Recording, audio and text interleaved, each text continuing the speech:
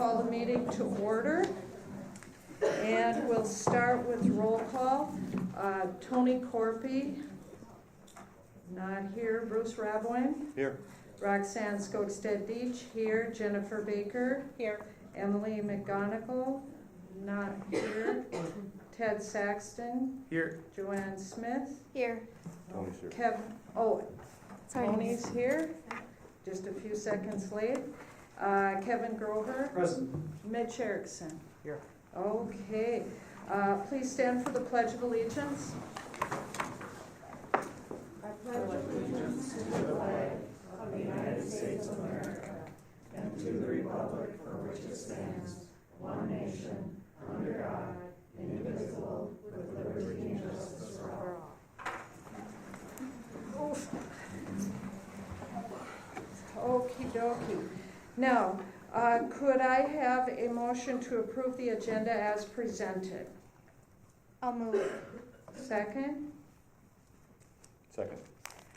Discussion, Kevin? Just a couple notes, and if you printed or are looking at it live, you won't notice this, but we added number 29, which is acknowledge Jim Yount as a one-act, and I didn't write the whole thing, volunteer one-act and speech coach, I believe. And the second thing is the donation attachment. We forgot originally, so it was added, I think, this morning.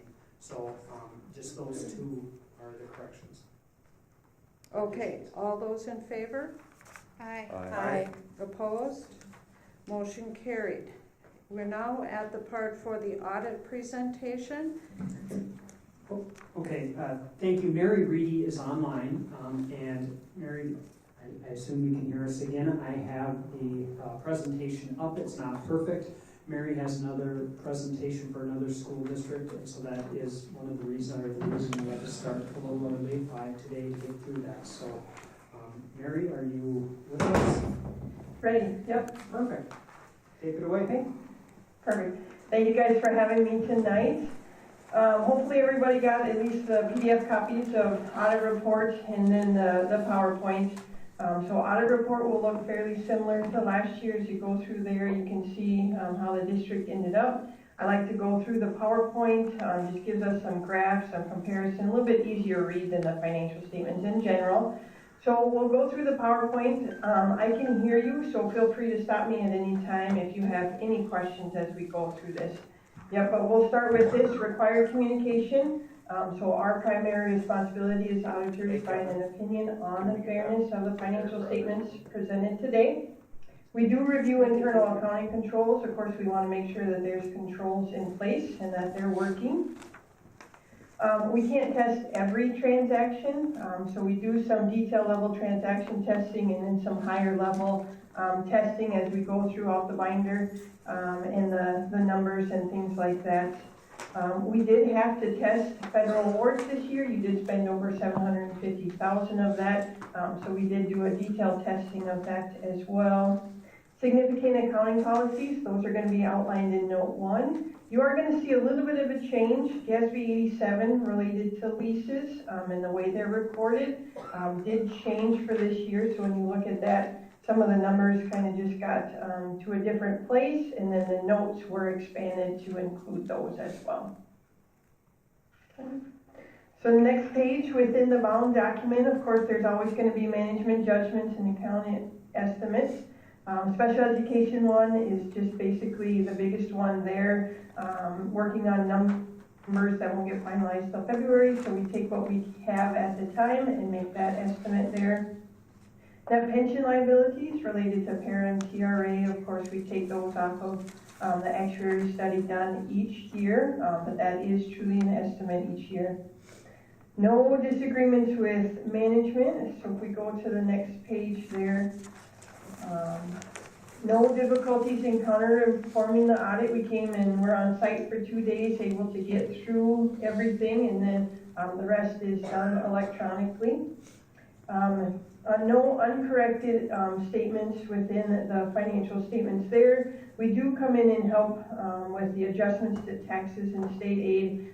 Just kind of ran out of time at the end of the year, so we did come in and help with that. But overall, the information that you're getting on a monthly basis is accurate. Definitely can be making informed decisions off of that information. Okay. So overall summary of the audit report. So unmodified or a clean opinion on those financial statements. 3 material weaknesses. Preparation of financial statements. So we just provide that bound document. We receive the general ledger and kind of piece all of that together. But Stacy definitely reviews that and makes sure that the numbers are accurate. Lack of segregation of duties, obviously just short staff there in the business office. Couldn't separate out all the controls. So we do remind the board that, you're part of the controls as you're looking at those expenditures going out and the revenues coming in, and then asking questions based on that information. And then the audit entries we talked about. So these are pretty fairly common findings for a district of this size. So no big concerns noted there. Again, I talked about we did some additional testing on the federal award, so that's your single audit. We did have an unmodified opinion on that. We tested the education stabilization funds. Of course, that was the new money coming in, and had no findings noted there. Minnesota compliance, just need to approve the safekeeping, and I believe that will go away next year. So then we'll get into the actual results. Here you can see your general fund. So going back from 2018 is on your far right, all the way to 2022 on your far left. I did add the actual to budget down below, so we'll talk about that as well. So overall revenues of 13.8. Those came in just under budget by about 152,000. Expenditures at almost 14 million, and those came in under budget about 200,000. So when you look at that, your net change in fund balance, you budgeted for a loss of 218,000, and you actually came in at a loss of 89,000. So about 129,000 to the positive for the year. When you look up at the graph, at the chart up top, net change in fund balance, you've had 2 years of losses, but when you look at 2022, really, you only had a loss of about 89,000 there. When you look at your unassigned fund balance, you're at 2.4 million there, about 17% of total expenditures, right about what I would expect for a district of your size. So no real concerns, in 2019 and 18 you had positive growth there. So just continue to monitor that as you go next year as well. Okay, so the next slide is food service fund here. So actual revenues of 765,000, about 41,000 over budget there. Expenditures of 647,000, over budget by about 13,000 there. Really, when you look at it, you came in as positive 119,000, and you budgeted for a gain of about 90,000. This is really common in all of my food service funds within the districts. With that, the revenues were fully federally funded, and then that reimbursement rate came in higher than expected as well. So revenues really increased this past year, and then expenditures went up. Obviously, the cost of everything went up, so that was to be expected as well. So you put, your fund balance about 196,000 right now, just has to be spent on food service items. So as you're looking to spend that, you might have a negative, in the next year after, to go ahead and spend down some of that fund balance. You're only allowed to hold on to a certain amount within food service. So don't be surprised if you see that coming. And again, remember that this next year is not going to be fully federally funded, so you're actually going to be collecting those meals again. So revenues will go back down related to that as well. Okay, next slide is the community service fund. Your revenue is about 546,000, over budget by about 11,000. Expenditures of 538,000, and those came in under budget of 39,000. So when you look, you actually budgeted for a loss of 43,000, and you came in at a positive 28,000. So overall, very well in the community service fund. You can see your revenues are up, the highest point they've been since 2018. We would expect the cost to increase with that, any of the new programs that you offer, the additional students attending those, as well as could cost a little bit more. And when you look at restricted fund balance within community ed, there are probably about 4 or 5 restricted fund balance, and only one of those is really running negative right now, and that's negative $55 in school readiness. So really all of those programs are operating the way they should be. Okay. If you go to the next slide then, we have debt service fund up top. Here revenue is about $551,000, expenditures about $526,000, so a positive $25,000 there. Overall ending restricted fund balance about $84,000. So really you're required to levy 105% of those principal and interest payments. Obviously you're collecting those enough to make up for the principal and interest payments, and then adding a little bit to your fund balance this year. Then you can see capital projects fund that was closed out last year. A little bit of the reason why revenues increased to help pay for some of that debt. So the next slide just talks about where the revenues are coming from. Obviously state being the biggest piece of that, but actually decreased a little bit when you look at the pie chart. State this year at 54%, last year was actually at 60%, and federal was down to 14% and up to 18% this year. So when you look at the next page, it really goes hand in hand. You can see the shift a little bit there, so increase in property taxes this year, far left being 2022 on the graphs.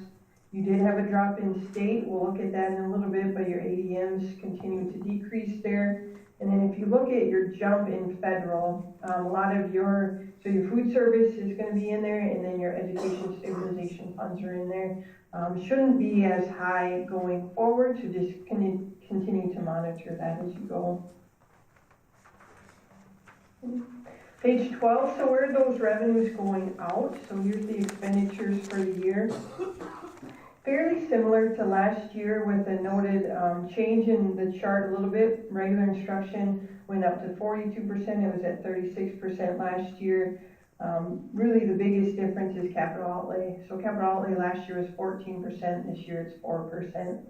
So when you look at page 13, the next slide, so regular instruction increased just with some of the funds that you received.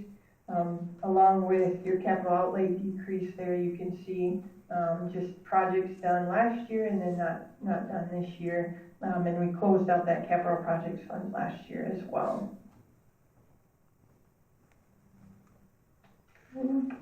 So page 14, average daily membership, so how the district makes money here. So when you look at this, really decreased quite a bit from last year. 898 down to 900, or 923 down to 898 in the current year. And then your weighted average daily memberships also decreased corresponding to that. So that's why you see the decrease in state funding as well. So page 15, we like to break it out a little bit more. How are you doing on your enrollment gain / loss? And here you're actually losing off of on enrollments, right? You're losing 259 and you're gaining 15. So then page 16, expenditures per your weighted average daily membership. So overall expenditures did decrease. You know, you got rid of some of those capital projects expenditures here. So overall they're going to decrease, but normally they probably would have increased, right, with the reduction of students, and if you would have kept expenditures about the same. But here you can see they decreased. Then when you turn to page 17, then you can see the revenues per weighted average daily membership. And here the blue is your levy, so that went up a little bit from last year. And then your state decreased there when you look at that. And then overall total about 16,000 there.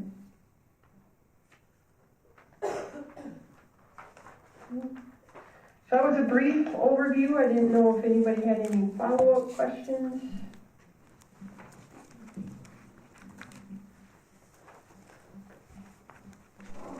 The board have any questions for Mary? I mean, in general, it's very similar to the presentation. We will approve the audit, or at least that's what we need to do down the road in the meeting.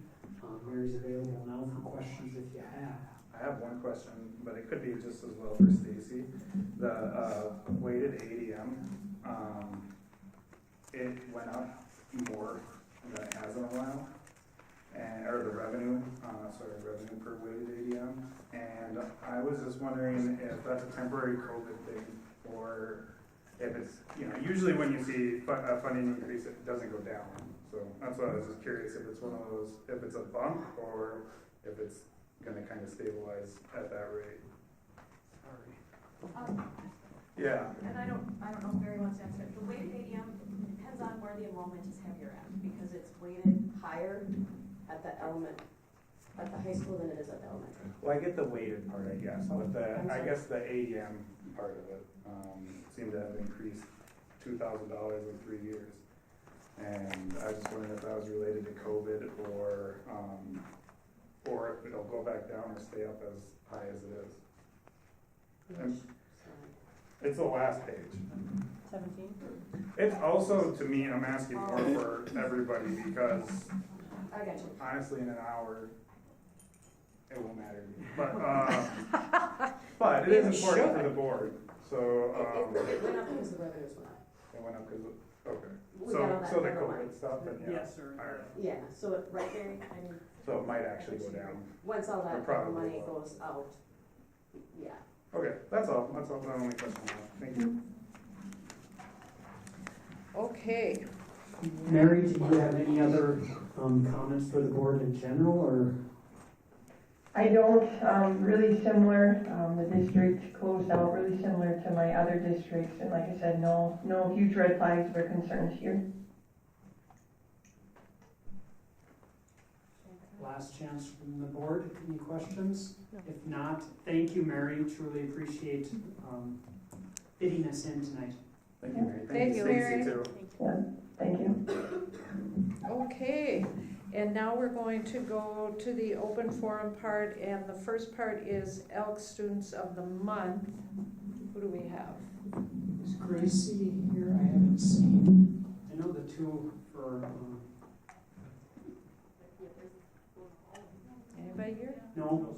Okay, then, the boy from last month and Julius had hockey tonight, so just tell them to keep coming, so, Next time. we'll do all three Catch next 'em time, next time. hopefully, or more. Okey doke. And now we're at public open forum, and Ginger, I think, is the only one that's going to speak. So come on up, Ginger. If you want there, or wherever you want. So. No, Yeah, you can. I'm teasing.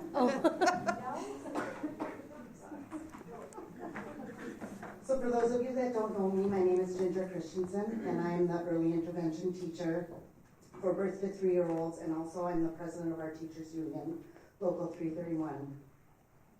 There's a job available at this time in the business office, and this person will be hired for payroll purposes. To date, this position has been offered to 4 people and was turned down by them because of the pay. So it was decided to move forward with upping the wage for this position and also offering a $1,000 stipend. Usually when something like this happens, the business office as a whole asks for a raise as well. I, as well as all of us, are totally in favor of hiring a payroll person. We understand that the business office has duties unlike any in the building. But do you realize that teachers, paras, janitors, and secretaries also have duties in the building that are like no other? Teachers and paras alike have to deal with being spit on, peed on, pooped on, bit, pinched, swore at, among many other things. Janitors have to clean up just horrible messes, and they have to keep the buildings functioning. I understand that this is an at-will position. However, with the paras and secretarial and janitorial staff negotiating this year, I hope you are able to find the money to give them a much deserving raise. We have employees leaving left and right for jobs with better pay and benefits. If you can find the money to give the business office a raise, I hope and encourage you to find the money to give your other employees in the district a raise as well. One other thing I would like to mention is the hiring of a police officer for the district. It has come to my attention that the job is funded 25% from the city and 75% from the school. This position pays around $80,000 a year, which means that the school will pay around $60,000 for this position. Again, do we need a police officer in the school? There are some mixed feelings when I've talked to people. We're not an inner city school like Minneapolis and St. Paul, but we definitely have issues within our school. Having a police officer in the school does make us feel safer. However, we do not feel that this position should be funded at the cost of teacher cuts. If there's a choice to have a police officer in the school or classes, including the preschool, having 30 or more students, I would again hope and encourage you to find the money to keep the teachers. So on behalf of the 3 unions in the district, I thank you for your consideration and thoughtfulness in this matter. Okay, thank you, Ginger. And we normally do not respond to open forum. However, I encourage you to stay because there's going to be discussion about both of these things in just a little bit on the agenda if you note, okay? Okay, well, I guess I was gonna say more, but I won't. Okay, we are now at the consent agenda. Could I get a motion to approve the consent agenda as printed? So moved. Second. Jen, all those in favor? Hang on, if I can just make Oh, sorry, a couple forgot. statements. I don't have much to say here. Just on number five, sorry, the development and adoption implementation of policies. Make sure you want to make sure you are aware we're renaming some of those from the recommendation from our strategic planning, where some will remain committees, some will remain or go to like representatives. And again, if you recall, the reason for that is if it is a true committee of the board, we have to post and have quote unquote an official meeting, if you will, where some can be representatives, like we have had for the teacher relicensure committee. Instead of saying committee, we're going to call it a representative. So I just wanted to highlight that so that when we come to our first meeting in January, all the same groups are together, but some have different names in the past. Some will be true committees, some will be representatives or something alike. And the only other thing I was going to mention is on number 20, the combined World's Best Workforce Summary. If you did take time and look through it, there's quite a few goals, sub-goals, and to the benefit of the district, and quite a few were met, which is a great deal. It hasn't always worked that way. On the flip side, though, we did get tagged, if that's the right way, the elementary for through the title program. We are still identified for a subgroup. Our Native American population not where they need to be, so we are in need of improvement in that area. But overall, your groups met more than we have, at least in the past. So, and move for improvement. Can I just ask a question really quick? So, as I was going through this, this is not me on. Yeah, it's on. It's on. Am I on here? Yeah. Okay, that one's not working. So I just have a question on the agenda for number 2, 3, and 6. There wasn't any attachments made, so I just wanted to make sure as far as like the second reading that goes for the number 6, nothing was changed, correct?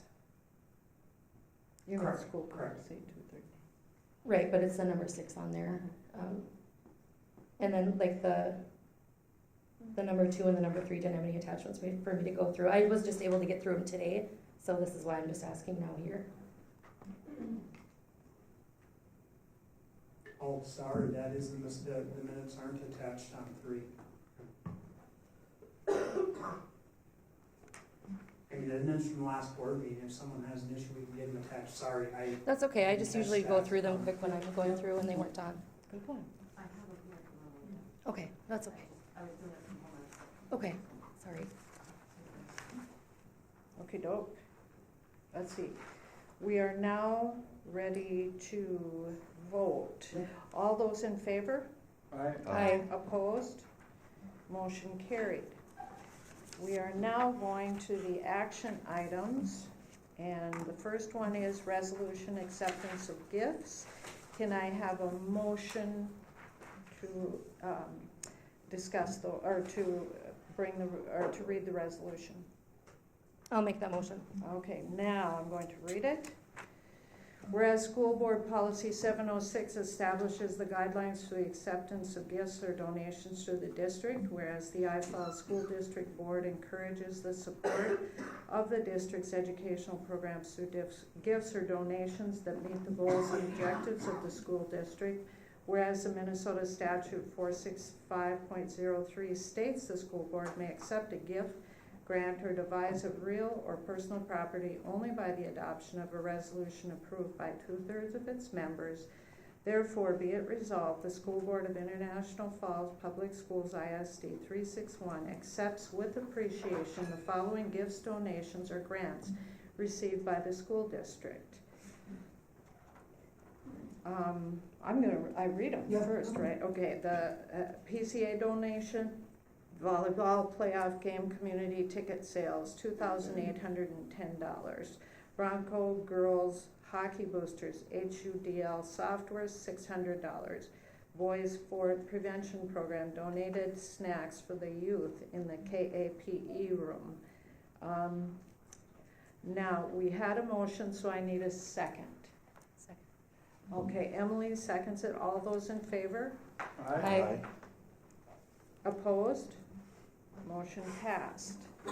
Okay, next.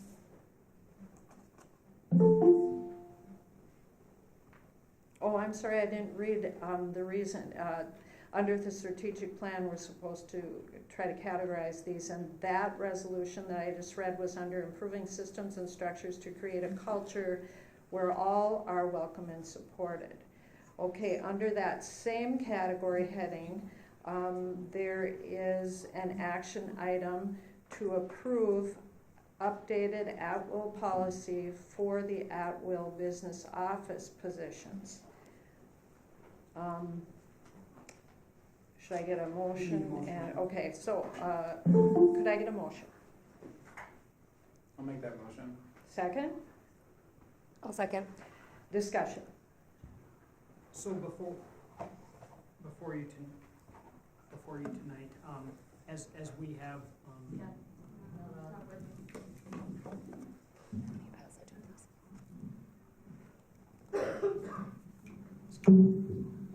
there it goes.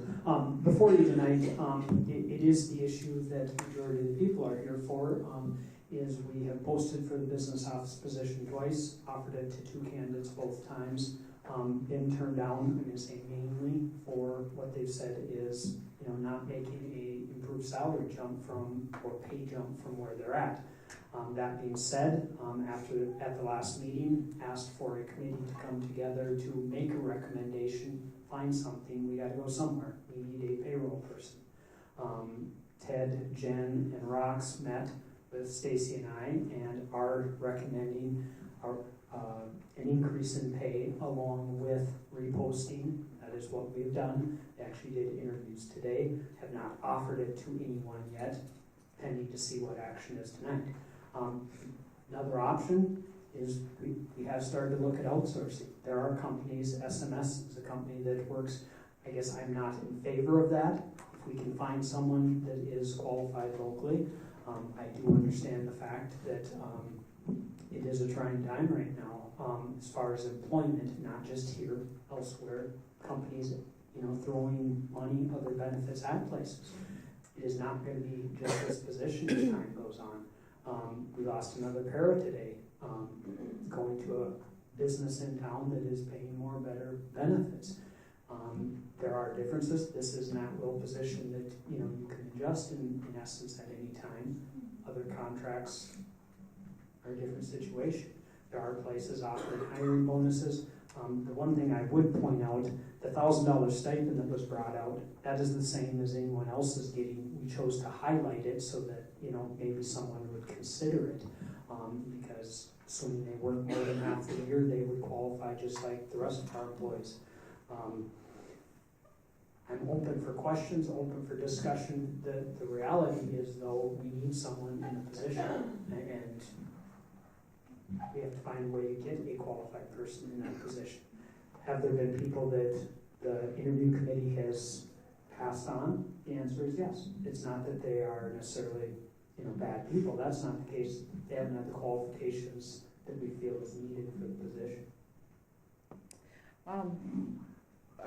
Yes, we're going to have some discussion up here, I'm sure, but there were two things that I wanted to add before the discussion even starts, and that is that one thing that I learned in our committee meeting was that, and I hope I'm not saying this wrong, that the business office staff, it takes them 7 years to get to the salary that the secretarial staff is at.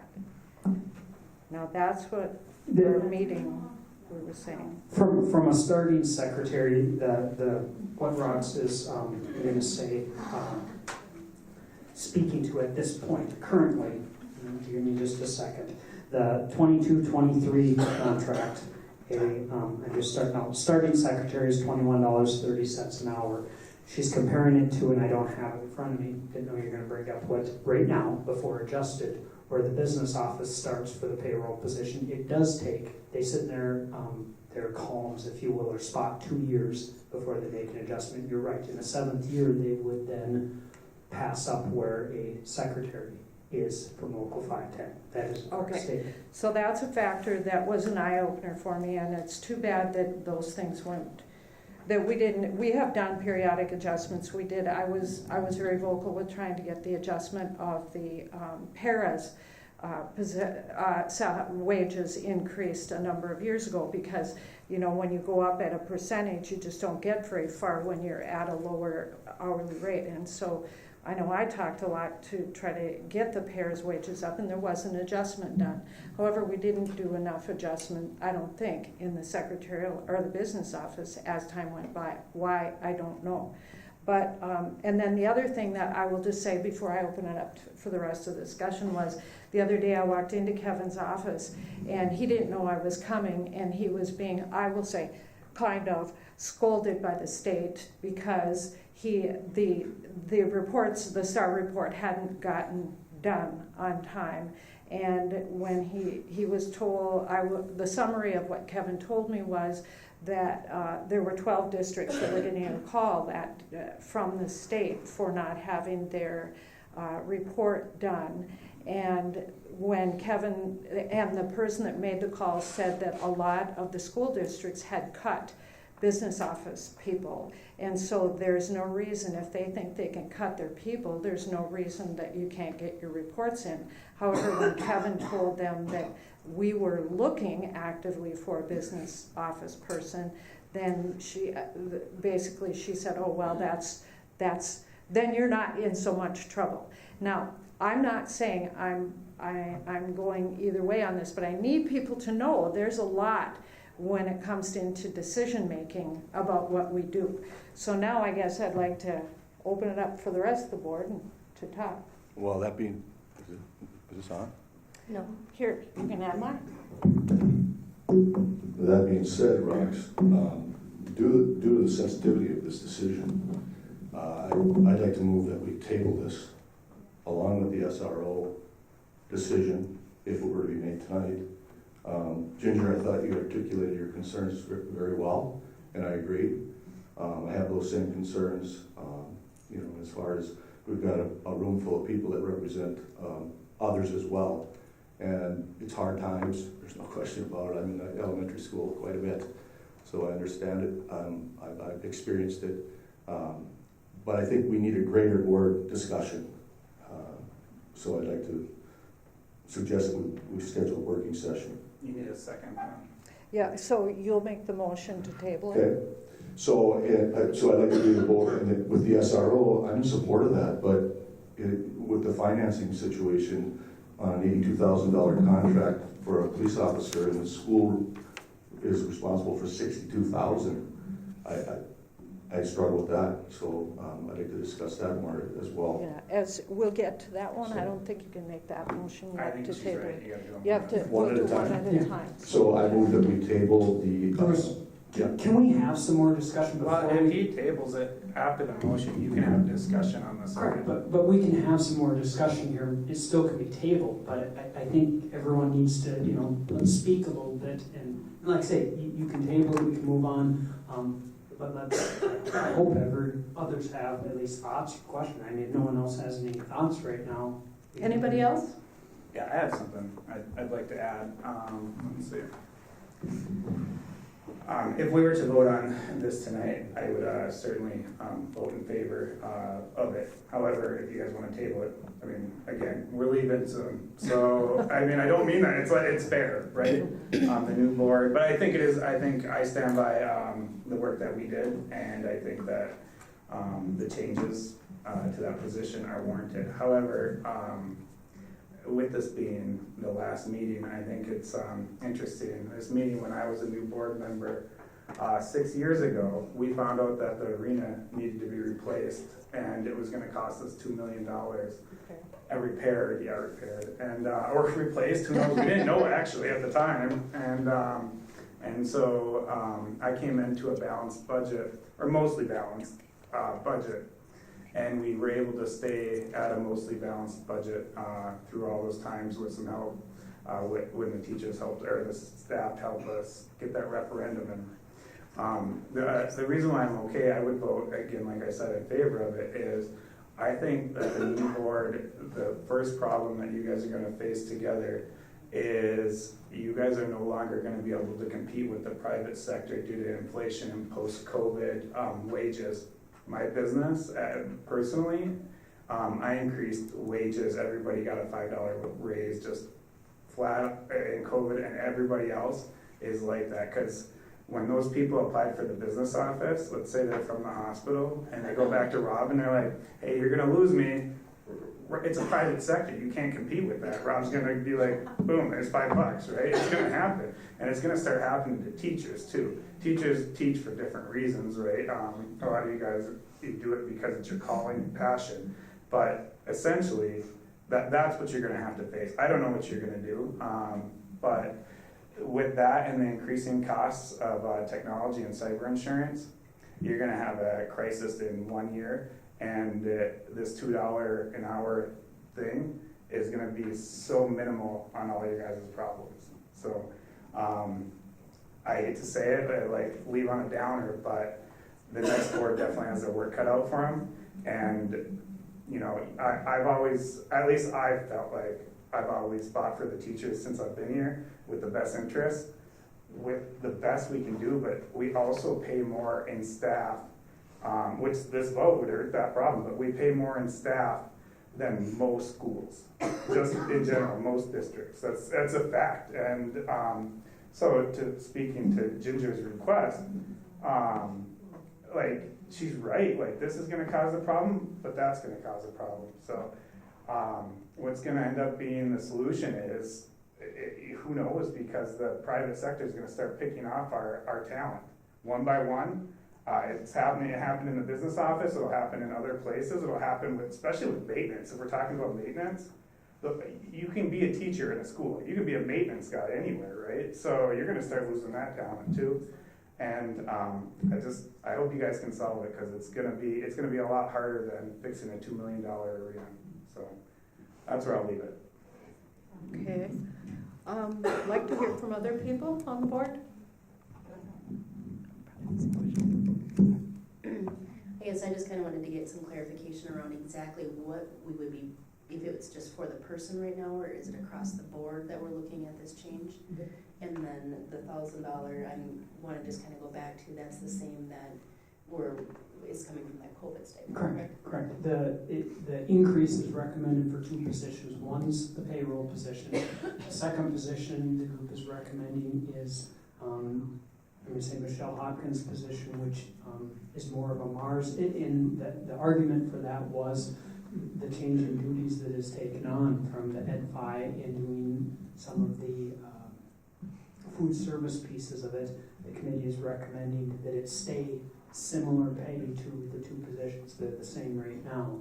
And if you're going to increase one, and the argument for it is the different duties that she has taken on and keeping them equal, so to speak. It's not for business manager, it's not for transportation, it's not for any of the other at-will positions. 2 people. 2 people. Or 2 positions, which is 2 people. yes. Right. Joanne? So I guess maybe I come from a little bit different background where, okay, if you're an entry level, let's say engineer, that means you're new, you start out at this level.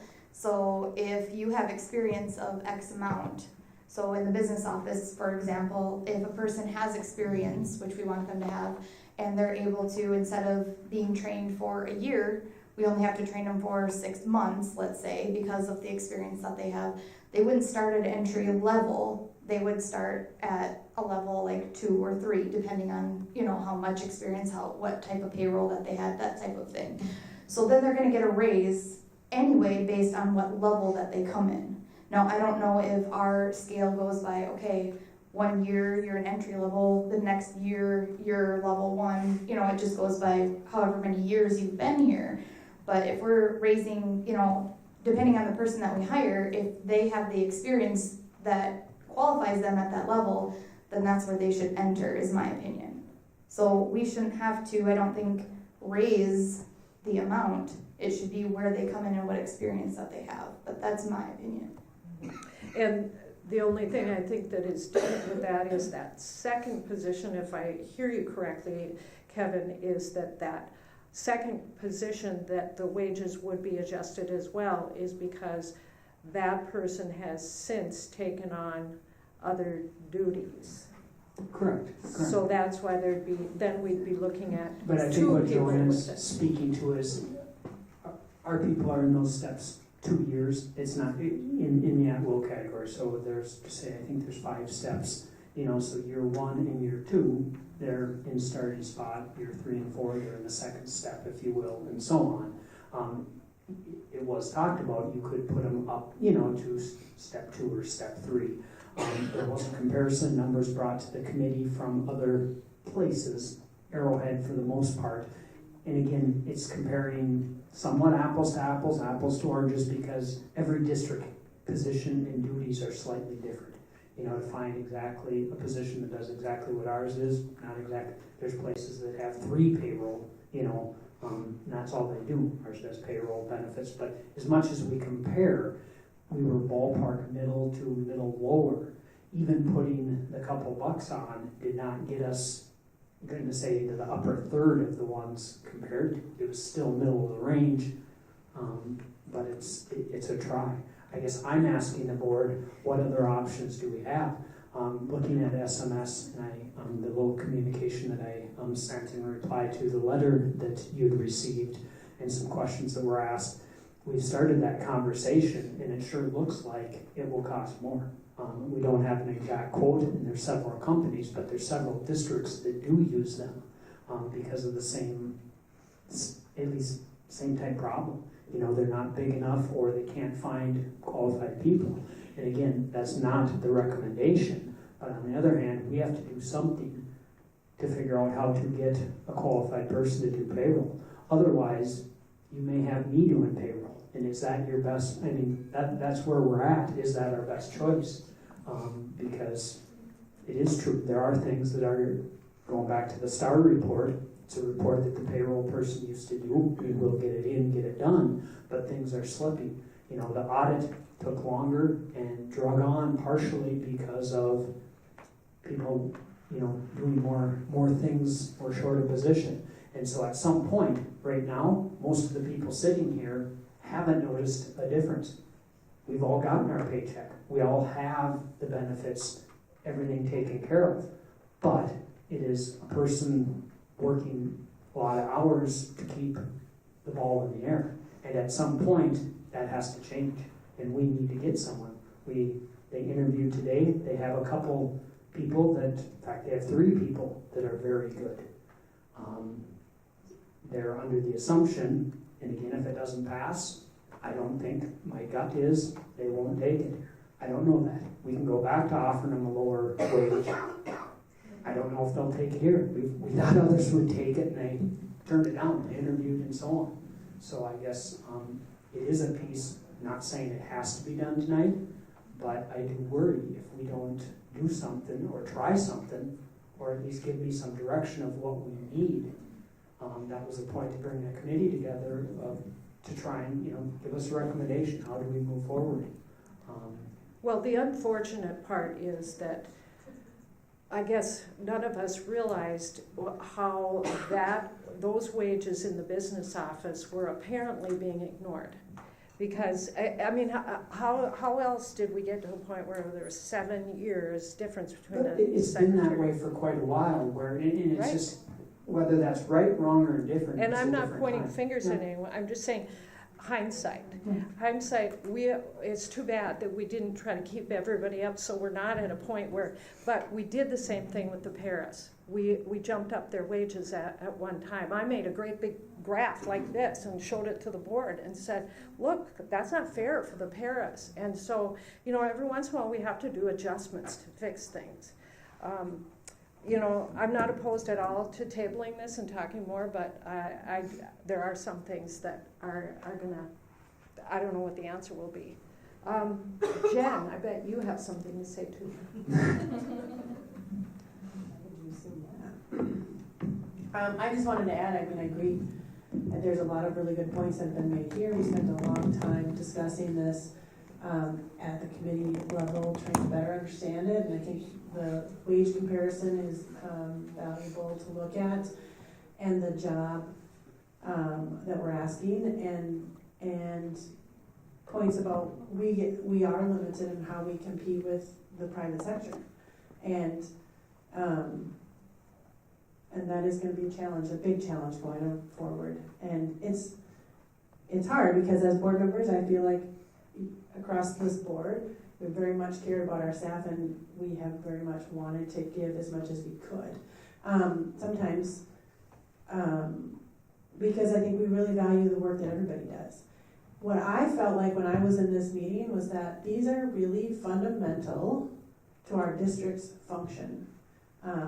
Everybody's job is important, I agree. We need certain, as a board, it's our job to be making sure finances are in order, and these are really, we need these roles to be filled for the health and the well-being of our district, for planning, for keeping everybody's paycheck coming, and keeping it internal, how I understand it, keeping a job here is a job in our community. It's something that our district can locally manage better or easier than having a different contracting company on a different site managing it. And it's less expensive. Again, I think we've all shown a lot of concern about costs with technology changes, with staffing changes, difficulties in other areas to maintain staff, and not knowing what our funding is going to be with the changes post-COVID. So I felt like it's worth saying that for a variety of reasons, looking across the board, looking at what these job duties have been, and the importance of trying to fill this position, that this was a necessary adjustment. And may not be enough, but we hope to fill this position with somebody who's qualified and who can take it on and not necessarily go running. There's a lot, I'm sure, to learn, but to be ready to step into the duties that are going to be asked of them. And, I guess some of the other things that, and please don't get me wrong, I'm a teacher of 30 years. I know how dang hard it is. Man, oh man, I worked all the time. Evenings, weekends, summers, I know. And it's a thankless job sometimes. On the other hand, I got to tell you, Stacy's not any slack person. And Stacy has been coming in on weekends and working 7 days a week and all that kind of stuff. I mean, she's doing similar stuff to what you guys as teachers and paras and everybody are doing too.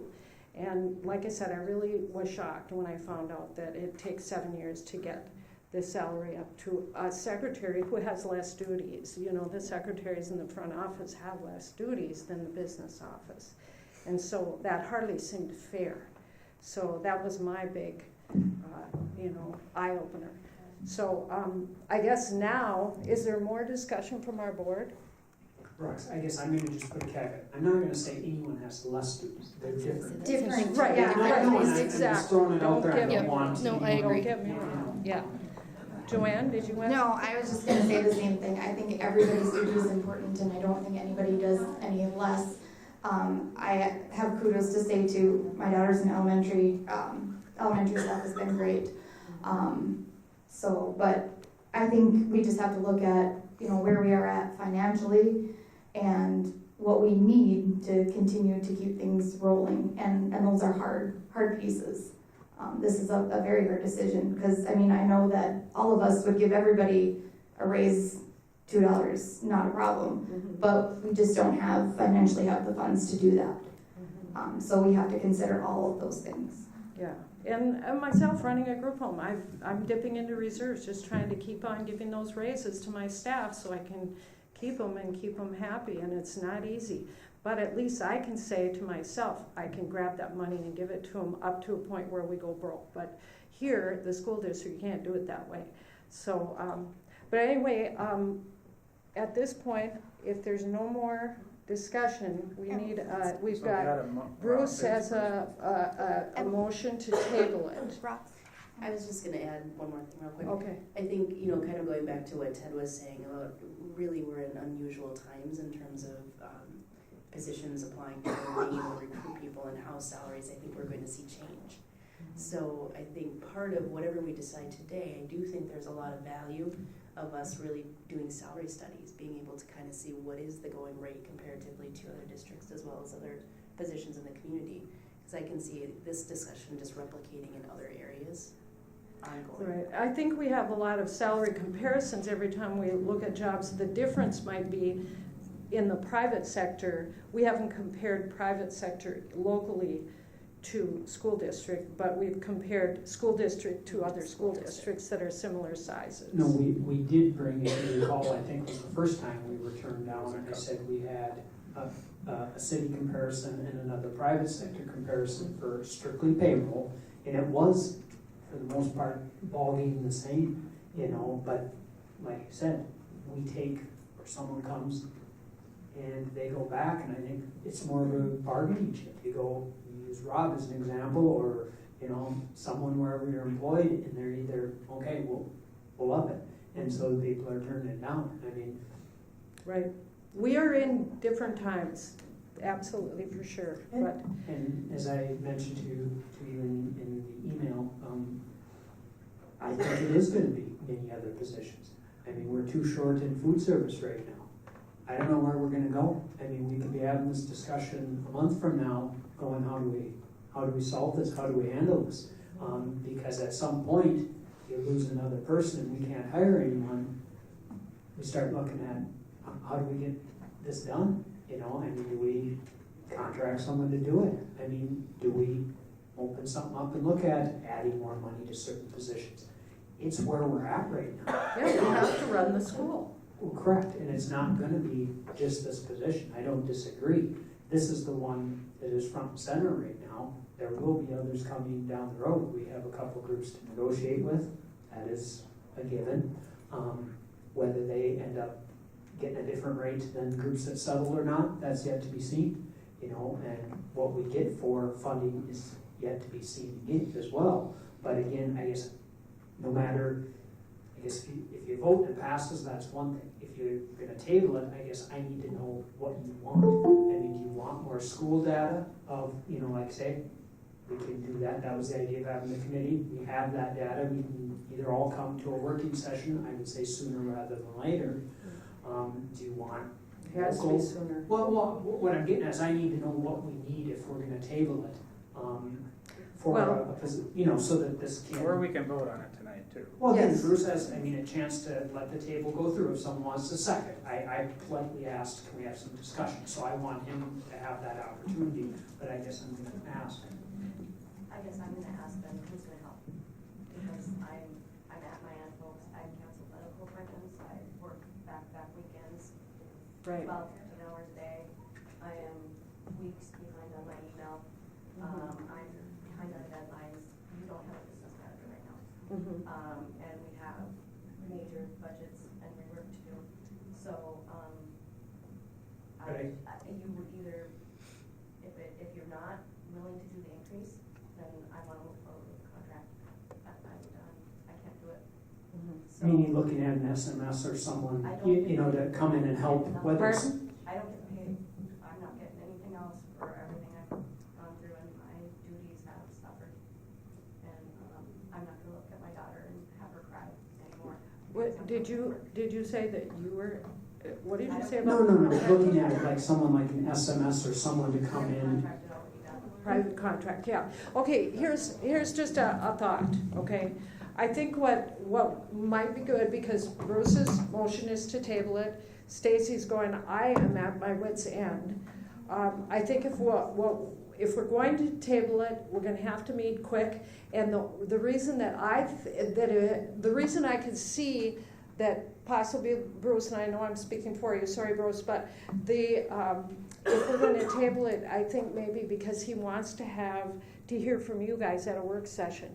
Is there any more? I can't ask you that right now. Would you like me to? Stage. Is there, I'm sorry. what? I leave. I'm done. Okay. Go ahead. I can't Okay. remember. I'm trying to figure out if there's more input that we could get from you if we had a quick session like next week, right after Christmas, so we could get this done. We can't go on and on. Is there more info? And I guess, Bruce, you're gonna have to talk, because we can't be having a whole great big discussion with the whole group, but do you think that we could, is that why you would wanna table it, so we could get some more input from those people out there? Well, I mean, you know, I respect the committee's efforts, but I like to be part of the discussion, so I know what's being discussed. Same, me too. I feel like I wasn't part of the discussion. I mean, Rox, I know you called me, but other than that, Right. I would like to have more of a say. And so there's that, but you know, and I feel for Stacy, I feel for everybody, but I can look across this room, and I can look at cooks, and I can look at janitors, and I can look at paras, and I can look at secretaries, and I can look at teachers, and every one of them has a story about how they're swamped. You know, I'll just take one, Missy Walls. You want to go help her in her preschool room? Put your boots on. Because it's not nice. And she's doing a hell of a job. Okay, so everybody's got a story here. But again, we got to run the district. So If only people could come, so often I feel like people will come with a complaint but not a solution. I was just talking to Missy about that, about a different topic. You know, if we're gonna have a work session, and everyone is invited to work sessions, then we need to have ideas. We don't need to have, I'm mad. We need ideas of what to do that we haven't already considered here, that we haven't already talked about right here at this table. If we think we could get some more ideas, and if we can get together immediately so we don't lose those people that have been interviewed, because Stacy's not going to hang on forever. Stacy's not going to be able to do this forever. So raise your hand if you think you can come up with some ideas at a work session. 1, 2, Did that amount go 3. out to those people that you interviewed today? We post it, and again, it hasn't been approved, until it's approved, just like we can interview. But I mean, those people knew that were interviewed about the money. They know about the stipend and everything? Correct, it was put out in the stipend, to me, the stipend is the same, everyone's getting, you know, that, we just put it out so people knew that's a benefit. And that's what a lot of companies are giving right now, is like a sign-on bonus, which you could understand more so than. But like I say, that's the stipend, all of us Right. will get, like I say, the caveat is, like bus drivers, I think, get 500 instead of 1,000. So I mean, that was just put out so, because it should play in, kind of like when we talk to teachers, we mentioned the QComp possibility. Not a, guarantee, but we usually mention it because it's possible to make more money. Now this is turning into a work session, so I don't know what we're gonna do here, because it could get pretty We messy. could make a motion The to table it decision. and vote on it now, so we can get this moving. I'll second Bruce's motion. Motion to table, but with a meeting coming real quick next week. That means you guys are still on the stick. I'm not voting for it, I'm voting You're- no when you're we come for it. You're still coming to the meeting, We'll see. everybody will try to come to the Is there meeting discussion on the right after Christmas, right? And it's gotta be the 28th, 29th, or 30th, because I'm out of town the 26th and 27th, okay? Can we do that? People can come with ideas? Can we have discussion on the tabling? Yes. Yes, we can have discussion on the tabling. Okay, so I just want to understand so that when we come back together, this, because I also don't like to make decisions that impact people without feeling like I was part of the discussion. So would it be helpful to have the comparison, and again, I don't, the job descriptions I think were included in the board packet. The comparison salaries that we looked at. I'm trying to think what else we would have talked about that hasn't either been spoken of here. Those are two things, the job descriptions and the salary comparisons were the primary things. I just want to make sure when we come back together that we have the information that we talked about or we included in at least my decision making so that it's there for everybody that would like it. Right. Is there anything else that we have spoken of or that maybe we want to make sure that is available to all board members before that? Well, Right. I'm one vote. Mhm. I needed to know kind of where people were at. Mhm. I know what my vote is. Mhm. It's one vote. Mhm. So. But I guess, again, I need, you know what I'm saying, just like any Yeah, other, he what needs do you all info. need to have a discussion and to, We have to have the stuff that we had already at our committee meeting. And then we have to have input from those people who said they would have ideas that are going to be good ideas. And then we have to hurry it along. So it'll be 28th, 29th, or 30th, okay? We'll get it to you real quick. Is that an okay, everybody okay with that? Yes. Okay, first we have to get ready to make our vote here. Okay, so we had a motion to table. Do we have a second to table? Joanne seconded. Okay, all those in favor? Aye. Aye. Opposed? No. No. It passes. Okay, you guys are all on the stick too, okay? All right, next, we're going to look at the next thing. What's that? You have to do the TNT No. at 6? No, we Or have, is it wait till after? No, wait, it's following, it just Okay. can't happen before 6. all right, under the categories of maintaining our facilities to be welcoming, safe, and efficient for use by students in the community and increasing family and community engagement in student learning and school experiences through improved communication and collaboration, we need to have a motion to approve the school resource officer position for 2023 to 24 school year. Contract cost You $62,000. missed Did I two. miss something? Yep, you missed. Well, yeah, should have stopped me earlier. Where are we? What did I miss? Number 2, or The B, fiscal year. Huh? the audit, the 2A is approve the fiscal year 22 financial statement. Help me find it. Here. So we waited. Oh, for this. sorry. We got this. Okie dokie, back up. Under implementing data-driven teaching practices and staff collaboration to increase student academic success, under that category, we need a motion to approve the fiscal year 2022 financial statement regarding the audit and everything. Motion? So moved. Second? I'll second. All those in favor? Aye. Opposed? Hang on, just one second, sorry. Jen, you made the motion. Who was the second? I apologize. Tony. Tony. Right.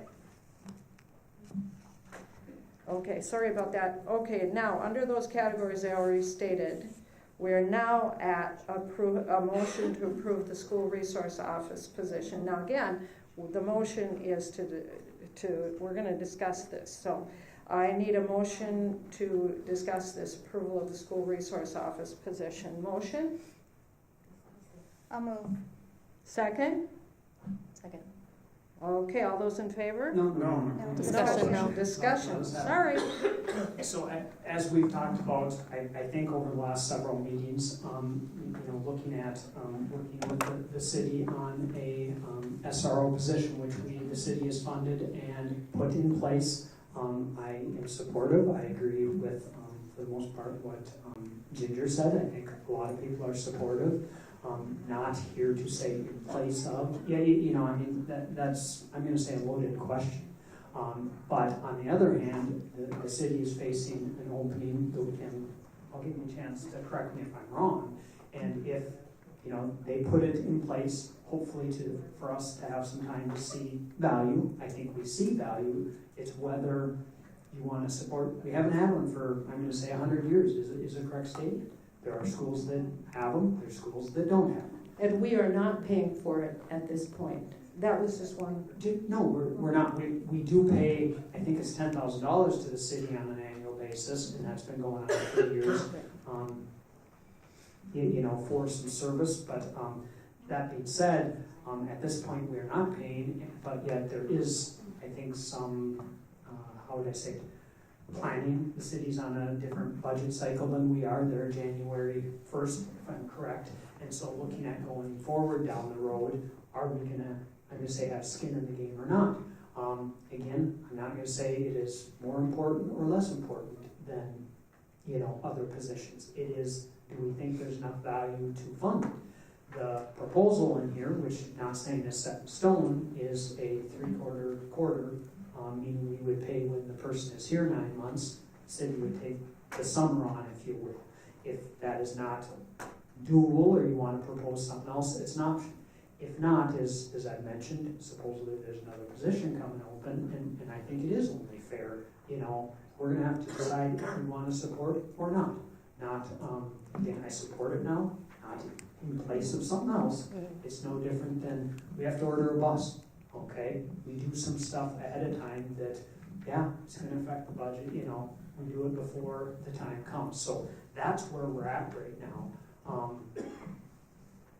It will affect some. It's a matter of we think there's enough value compared to something else, and we figure out how to deal with that.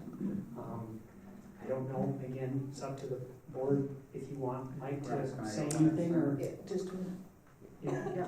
Okay, so at this point, let's discuss a little bit amongst the board, then we'll have you talk. Okay, Mike? Okay, go ahead. It's actually funny that you tabled the other one, because I was thinking that to me was a $2 raise that we needed to act on urgently. But coming into here, I was actually thinking about the same thing for this, because this isn't a $2 raise. And I think that the new board should, since they're going to be living with this specific decision, it's a $60,000 cost, which I think you could probably get a better deal from the city on that if you push it hard enough, but still not, still gonna have a high cost. I was thinking that tabling this would probably make more sense than tabling the other thing, and I'd be open to something like that. I still want to have the discussion, because I also think, okay, so I'm okay with tabling it. Now, speaking for the next board in a month, besides that financial responsibility, every one of these teachers knows that the kids that they're dealing with, it's getting more and more difficult, and their needs are evolving, and we've added to mental health since I've been on the board, and because we saw that need there, and you guys are never going to be able to meet the needs of every one of these kids, but you're going to die trying. And I think this resource officer goes a long way to meeting that need. I don't know if it's the right decision, and because of the price tag that comes along with it. But man, I can do any of you guys' jobs, because these kids are getting tougher, and not tougher like more of a pain in the ass, but they require more of you. And I think the resource officer, personally, from what I've seen, really can remove some of that burden from you guys, but at what cost? So that's just my thought on it. I think it's a great position, and the specific officer's done an amazing job. So that's my 2 cents. Okay, does anybody else want to talk I before just we have have a Mike question, talk? yeah. Go ahead. Yep. Can you just remind us again how this was funded for this year? There was through a grant, correct? No. The city, thanks. More of a proof of concept. We took on the cost because of my belief that this position is essential to how the school's evolving. All my kids have gone through the school district. The teachers are first rate. I love the school district. My worry is something happens in the school, it could have been preventable or avoided. And that's not just, the recent active shooter threat that Officer Blair responded to immediately. It's the long-reaching stuff, right? That if we have someone here, it's a safety net for the students, and it's aid for the teacher. I'm very cognizant of the cost, and I understand our community, the situation we're in. I'm passionate about this position because I think the long-term goals we're gonna achieve are worth it if we keep working towards it. But again,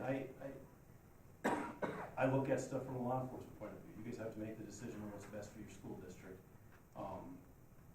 I do think that we have the right person in the school right now. I couldn't imagine a better officer doing the job he's doing. So this is it.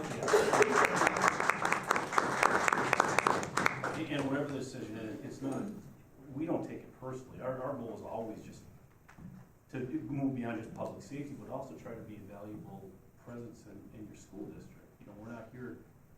We're not here to stop crimes 100%. We're here to try to provide more tangible law enforcement experience where we're helping kids get through stuff that maybe they wouldn't ask the police otherwise. So that's always been my goal, and I'm not here to push any agenda.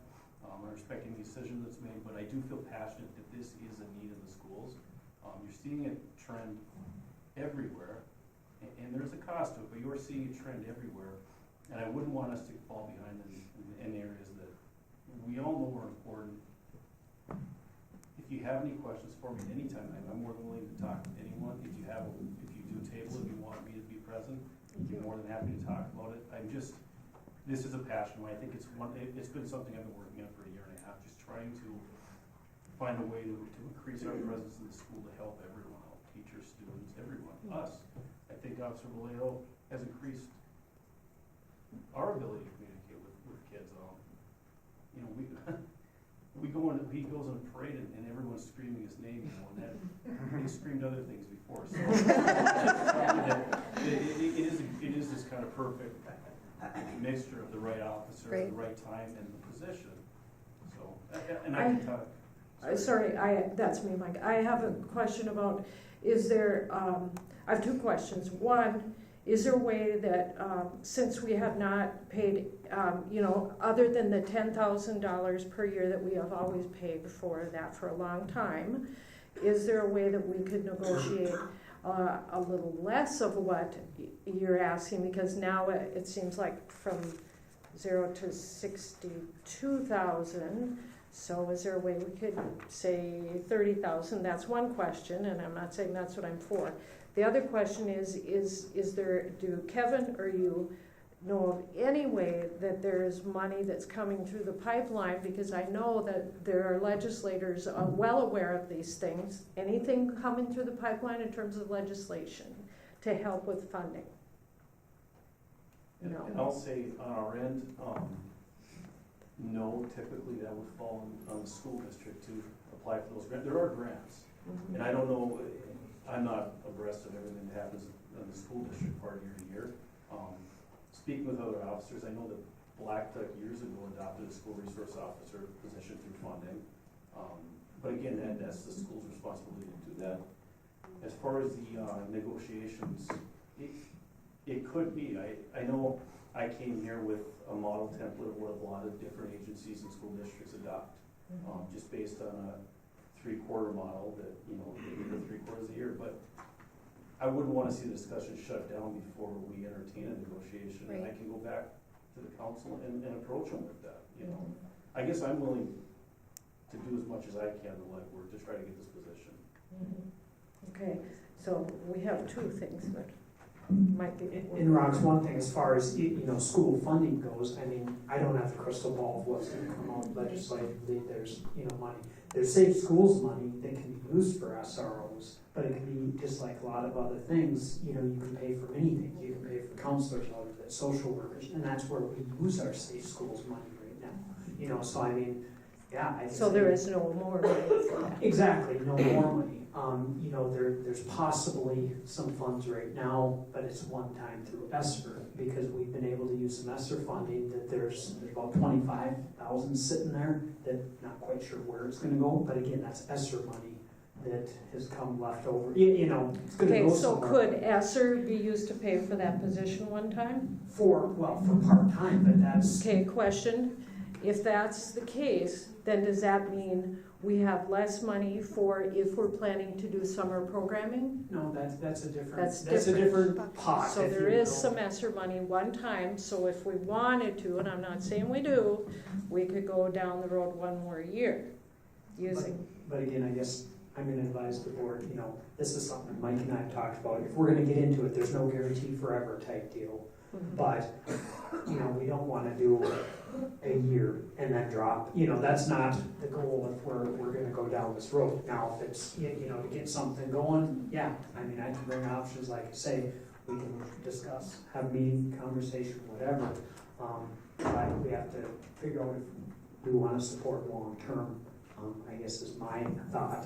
And again, like I say, no decisions forever, but the intention is not to start and then, you know, 6 months down the road, sorry, we can't. And there is language in the contract, or at least the mock contract, that it's not working for one group or the other. There's a way to get out. But like I say, that's neither of our intentions, let's put it that way. okay, do you have any more you wanted to add? I don't, unless you have. Okay, then it looked like Joanne, did you have Well, I'm just something? saying, like, if there is a grant, I can look and do some research, and I'd be willing to write it for the district too, for this position, so I can look into that. Wow, thanks. Okay, so I have we something. need, pardon? I'd like to say a few things. Jen, And these are a couple questions for you, Mike. When let's say 5 years from now, what are you have a passion and a vision of what this means for the district and for the community, is what I'm hearing, for your connection with the kids in the community, or the community of youth in our community. So what are the things that you could see 5 years from now? What would you like to see? What have other districts or communities seen that you can imagine? And it is a difficult question, right? Because as we're seeing, the schools are constantly evolving. I mean, on the one far extreme, you're seeing active shooter threats and school violence escalating in all size communities, right? So my vision would be, if we had this full-time position, would be to send the officer to a certification for a school resource officer. Doing that would keep them up to date on frontline trends that are emerging in law enforcement. I think another area that we need to dial in is the security in the school. And I'm going to say, it's all well and good, the relationship you build with the kids, but one of his priorities will also be, he's already kind of started the groundwork on this, is just assessing how we respond to threats in the school, how you respond to threats in the school, how the teachers are protected, training those teachers in the proper response, because it is always changing. Unfortunately, with each act of violence, we do learn more, and the old ways of doing stuff have changed. And I'm going to be honest with you, as we learn more, our communications, and we've seen this with the threats, they're not always the best. I mean, we always have these briefings, and we could do this, we could do this. My goal would be, and our job has always been kind of melding social work with law enforcement. Everyone knows this, it's the effective police officer can do nearly everything he has to, jack of all trades. I think Officer Baleo's goal in 5 years would be a cornerstone in this school district. All the teachers trained in proper response to threats of violence.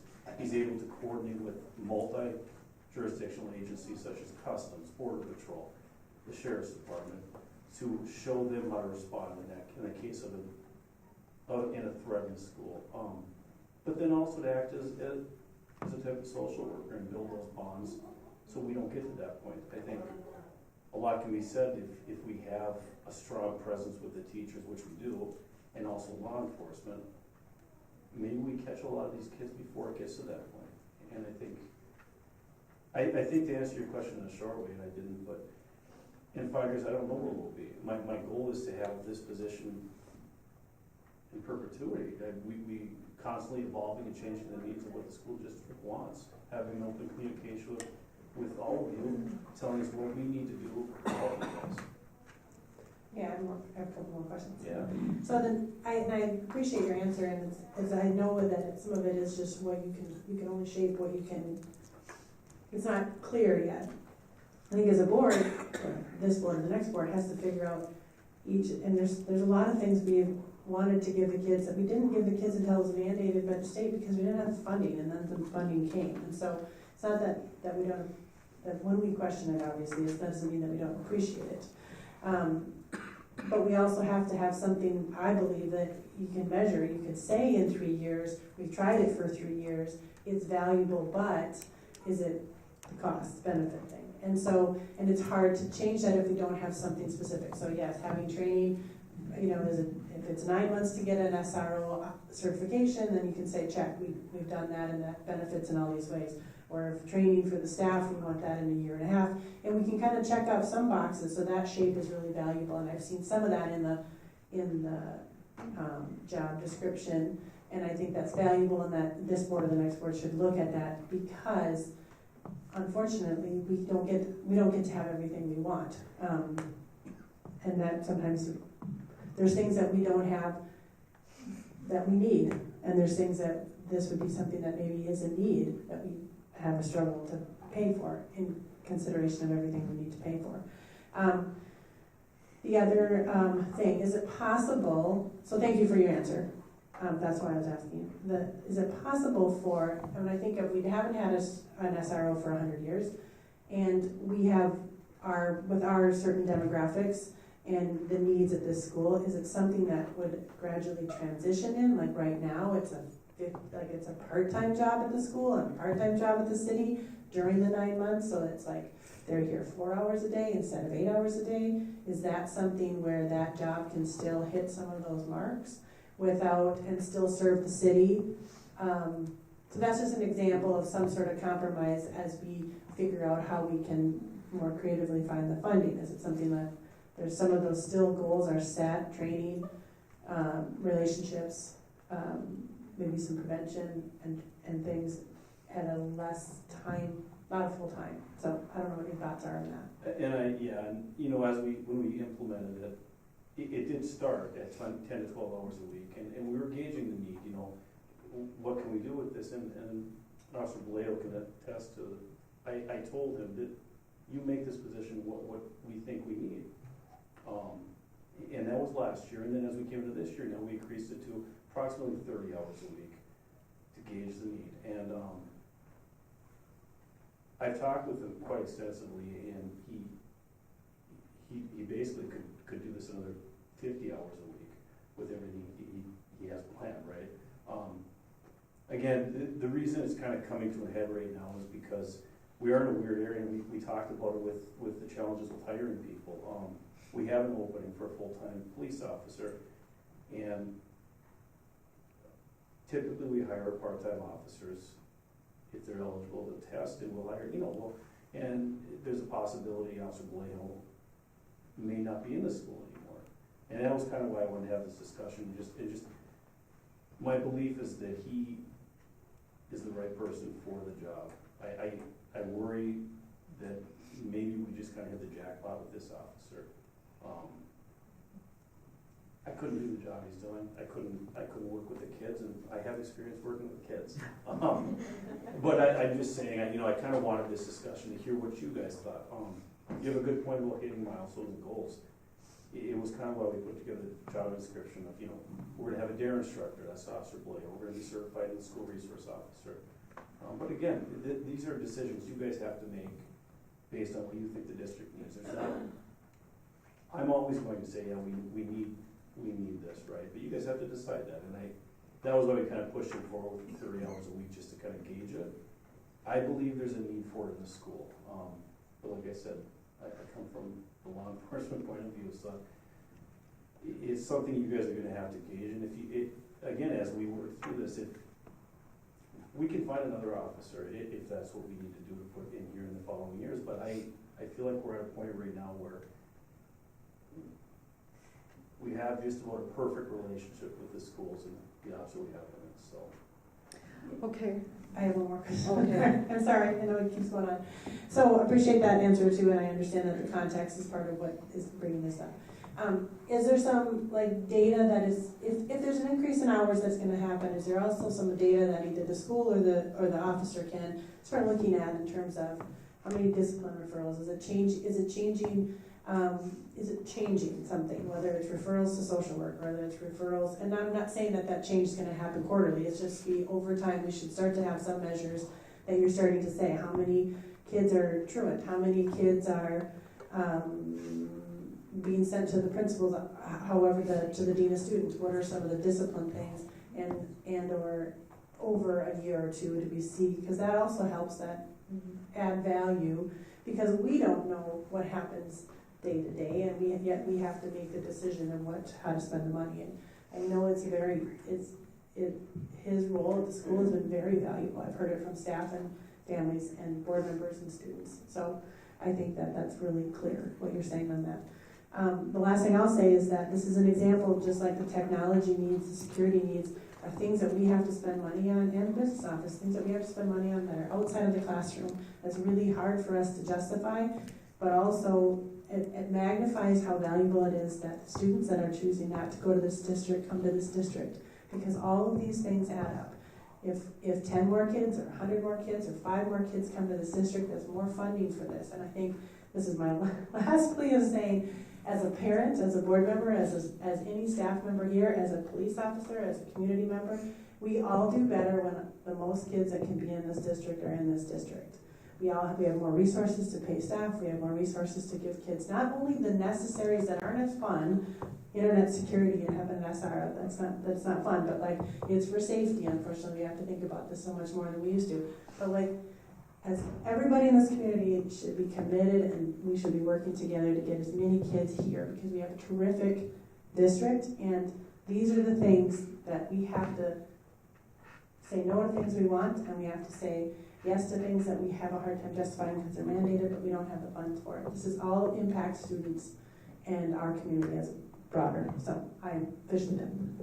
Okay, so basically, I think Jen has always been one for data, and it's kind of like, I always look at it as like everybody should have a report card so we can see how everybody did and say, here's how you did and how much improvement you did, and those are very good points, well taken. Thank you, Jen. So at this point, we need to have, where are we at? I forgot. Are we at? I think Emily wants to. Oh, sorry. So, go ahead. No, it's okay, sorry.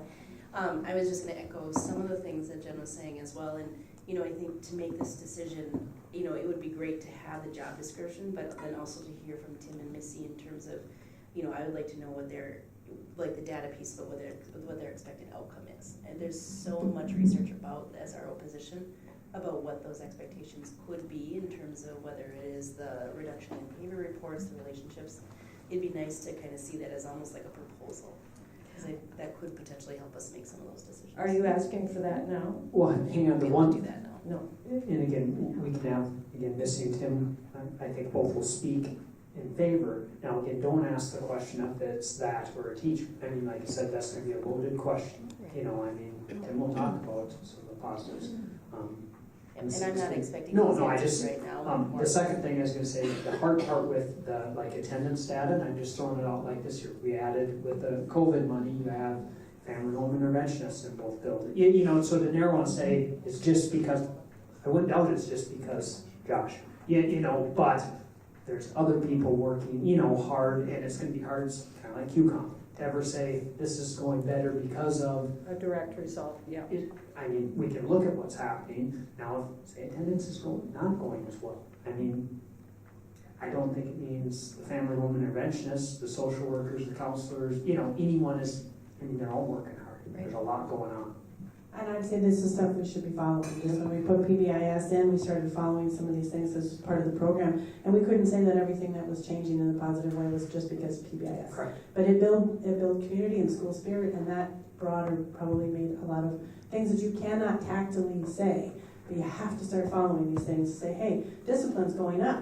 We need to invest in something. Or discipline's getting really good. Maybe these interventions are good. Can we keep all of them? How do we optimize what they're all doing across the board, all these new positions or the positions you're talking about that are so valuable, like how do we capture all of it in less staff if we have to, because we have to unfortunately make these tough decisions. And I guess, I think that if there's data points to look at that other SROs are already tracking, Okay. so that we're not reinventing the wheel, because we could sit here and say, well, let's look at this and this and this, but if we know there's certain data points that are proven to be associated with SROs, that might give us more information. And I would just add to that, the template we gave you guys for this agreement, I would encourage all of you to add to that, to add this. I mean, this is a relationship, it's not me slapping down some legal document. You guys should have that if you decide to go forward, say, we need to hit these goals, we need to see, this is what we want to see. I think that is a really good point. But again, you guys have just as much say into what this is going to mean as I do. So I need that kind of feedback as well. So if you guys want to alter the agreement, send it back, look at it again, I would encourage that as well, you know. Okay, now, I gotta see where we're at. We had a motion, did we have a second, did we? Yeah. Okay, so good. that's why we're at So discussion. now we're at the discussion, and then we are going to decide are we going to, all So those? You have two we're gonna- options. I was gonna make a motion to table this that's kind of the flavor I'm getting anyway, so. I will second that. Yeah, Okay, so now we have a motion to table, a second. and I think you should, I think with a caveat is you should decide it with the next board too. So not like try to do Right. a meeting. Not you know, try to it's- do Cause that the next urgency week. is not the same. as Exactly. the business. With less urgency, like next, by the, maybe After the hopefully first day. next month or whatever, next board meeting, whatever, so. Okay, so all those in favor, Any discussion Tabling on that, as far as the table motion? Can I just, one more question for you? You said you do all of your rolling over in January. So what would that mean for you if we held out? You know, we, with the city, and that was one or two different timetables here. The general agreement was that if we went forward with the 75-25, that would be an automatic approval, right? I don't know. So something maybe we can just hold off on and, It could be, it's not, They're doing a changeover tonight too, so. Yeah. So, you know, and like I said, I respect any decision you guys come to, things are kind of coming to a point now where we just need to move forward. sure, okay. okay, so now, all those in favor of tabling this, Aye. Aye. opposed? Okay, motion carried to table it, and hopefully we'll have info soon. Okay, Thank you. thank you very much. I guess, could you see what the city is willing to, like, if we were to negotiate at a lower percentage? I guess they probably want to know what you're offering. Okay. So I don't know if you want to appoint someone to maybe keep in contact with me and I can speak with the group on that. Okay. Alrighty, now we are moving straight into the TNT meeting, and, okay, Stacy's here, so we received the presentation. Thank you. Thanks, Thank Mike. you. Thanks. Okay, There should be a presentation in front of you.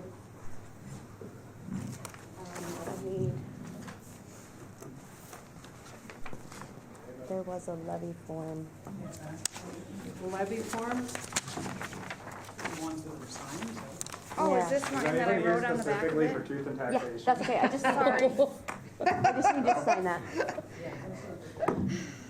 I can make a copy if you want later for your Yeah, notes. that'd probably be good. Well, no, I was just, No, this is my I can use the front, I just. conversation. Oh, but no, she needs her notes on the back. Oh, no, I can make it. Yeah, yes, yeah. you can make a copy. Thanks. Okay, go ahead, Stacy. Okay, all right, so what the TNT meeting, the purpose of the TNT meeting is to basically take your pay 23 levy, which is your fiscal 24 levy. And I'll explain just, I know we've got a couple new board members in the office. When we, and just so you can hear me, holler if you can't hear me. Taxes that we levy in 22, so the way we word it is the 22, calendar year 22 levy that taxpayers are going to pay in calendar year 23 next year, we recognize as 24. So we're always looking basically out 2 years.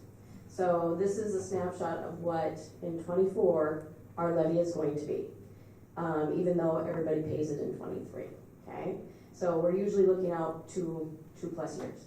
And what this TNT meeting basically is doing is it is comparing the 24 levy against 23 revenue and expenditures. So it's kind of an odd look of it, but the intent is because we don't know what 24 revenues are going to be, we have to compare it against what our 23 revenues are. Your levy's gone down, and we'll get into primarily why in just a minute. But basically, this year's levy for 24 is $2,820,000. The revenue that we're projecting for all funds and for all board members, that is Fund 1, 2, 4, our donation fund, Fund 7, all together combined. In 23, the tentative budget was set at $13,207,000 for revenue, compared to, I'm sorry, I read that wrong. I'm getting new glasses.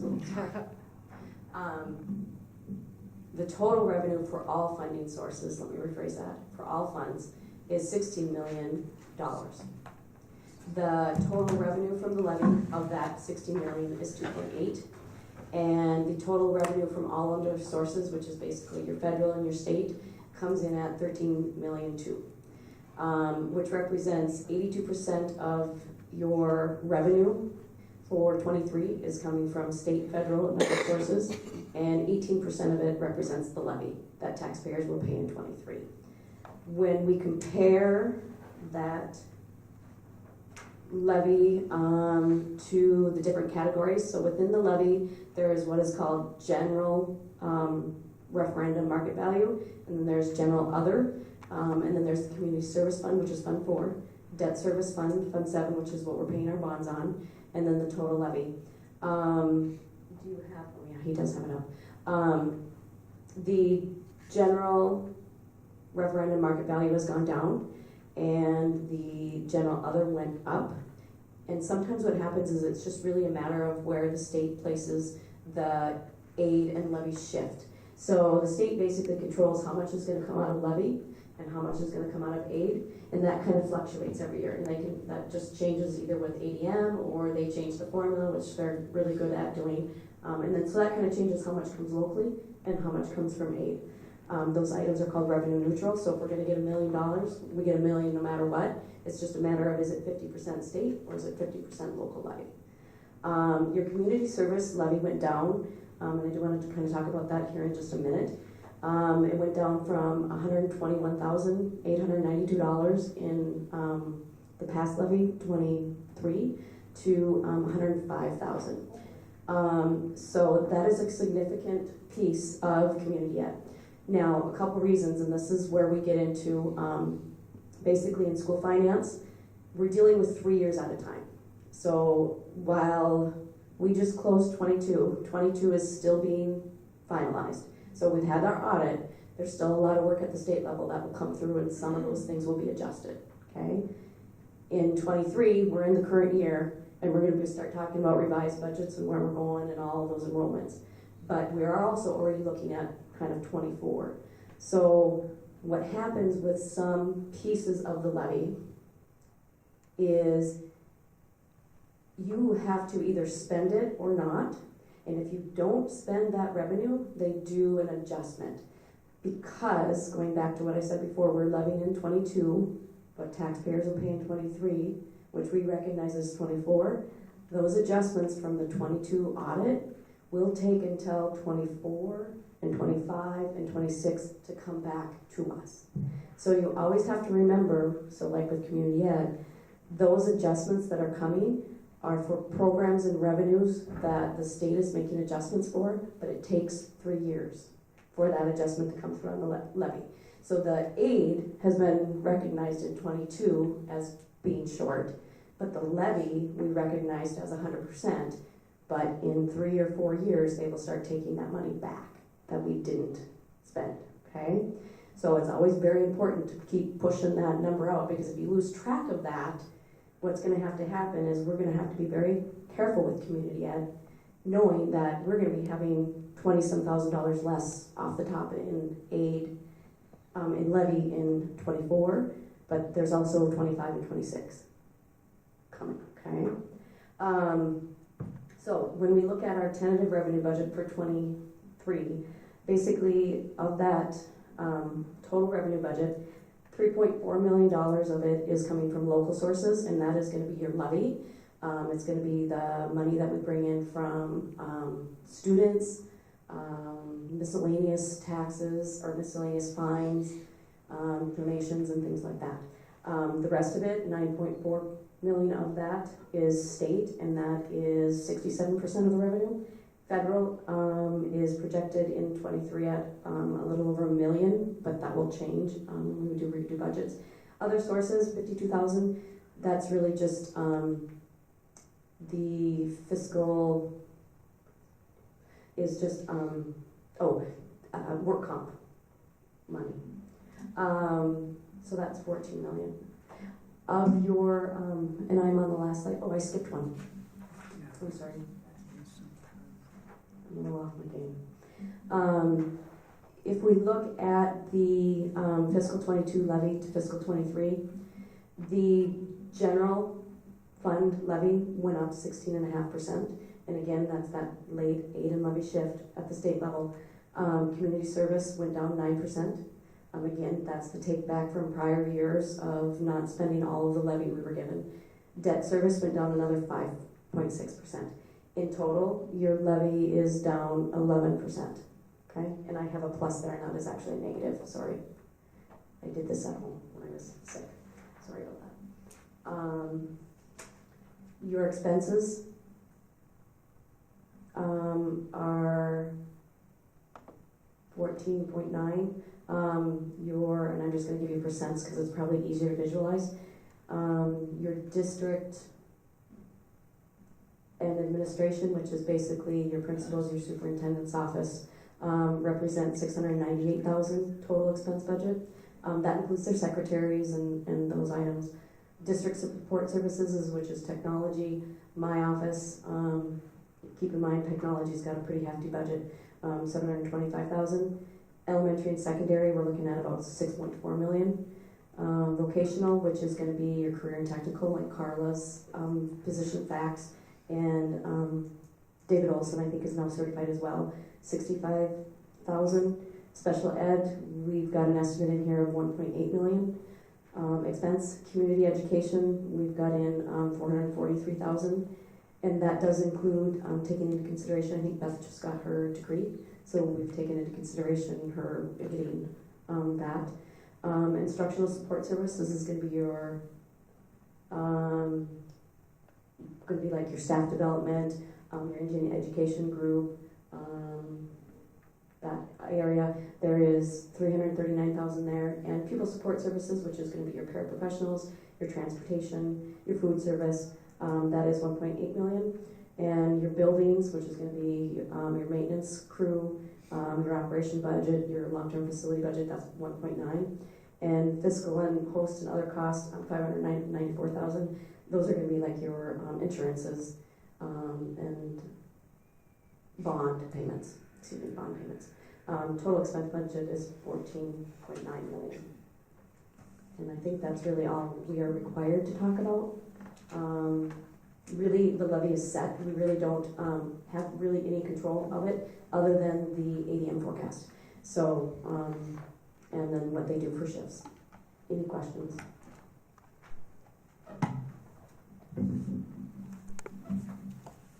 Thank you, Stacy. Jen was gonna say something. No. No, I'm gonna grab my mic back if no one has. Nobody has anything? Okay, so now, Give me just 1 second, I just wanna stop my share here, and then I will be back on. Just give me 1 second. thanks, Stacy. Are you ready? You on board? Yep. Okie dokie, now all we have to do is do the, all those in favor. No, we need a motion, that was just the presentation, so now we need a motion and a second to Motion. approve the. Motion to approve that. So moved. Second, Second. okay, Bruce. I guess I just one more question. I know in this, should I stop? No, you're fine. I just alright. didn't, I got Bruce's. Right now the kind of hot topic at the county and the city, sometimes it's aimed at the wrong entity, but is taxes going up. And I know these levies are based off of a bunch of different types of tax stuff, including vacation property and stuff like that. Is this increase in tax going to cause an increase in funding directly, or through the levy at least? So the levy is very technical, and it has a lot to do with, I wish I had the levy in front of me, I don't have it in front of me. The tighter that the assessor or the auditor's office is on their sales to net market value, the less variation we have. So it might be good for the last 2 years, but right, and that does impact the levy amounts to some degree. And there's a direct impact on there, and I can't, without having it in front of me, speak to it, and I'm honestly behind in looking at the levy, so. That's interesting, though, thank you. But it does kind of impact, the tighter they are, the better the numbers are, the farther and more error they have in what they are assessing versus what the market sale is, the more off our numbers. And that's what's caused a lot of the drama at those other two places. So The other thing I would touch on, and this is kind of weird, even years that we passed, like the referendum, which it's going to affect. I've had 3 people ask questions, and I think part of it is a lot of values changed last year. I mean, drastically changed. For instance, and ours up like $90 in the education. Other people's have went down. It's just everyone's property values fluctuated so much that the levy may be down, what was it, 11% or whatever. It's about $350,000. But the point being is a lot of us changed plus or minus, and like I said, there's just people that is what happened. Why mine go? There's a person that lives up the lake, just curious. They weren't necessarily mad, but then happened to be someone else sitting. I'm gonna say that lives not far from here. Theirs went down. It's not that their value went up in town, but their education piece on the levy went down. So I mean, it's different than just the normal year where pretty much everything stays the same. And like I say, And I can't think of how much we get directly from the referendum. It is not as much as I think it's perceived anymore, just because we are. But I'm just saying, when you're looking, I look at the school, referendum share. the school part, you look at the different pieces on your tax statement, and school piece, ours, I'm not complaining, but it had more of an impact than it normally has, and it has to do with a lot of property values, not just in Cooch County, I mean, across the state, maybe even the country, took a big jump recently. Other questions? Okay, now, did we get a motion? Motion by Emily and a second by Bruce. Okay, all those in favor? Aye. Opposed? Motion carried. Committee reports, Mitch.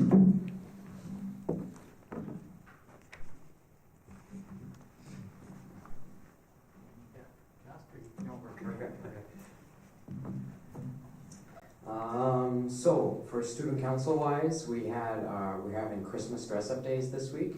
Today was holiday pajamas, tomorrow is whiteout, and Wednesday is an ugly sweater competition. Top 3 prizes are gonna win a big donut from Super One. And on Thursday, right before we go on break, we're gonna have just a Christmas spirit day, just holiday apparel.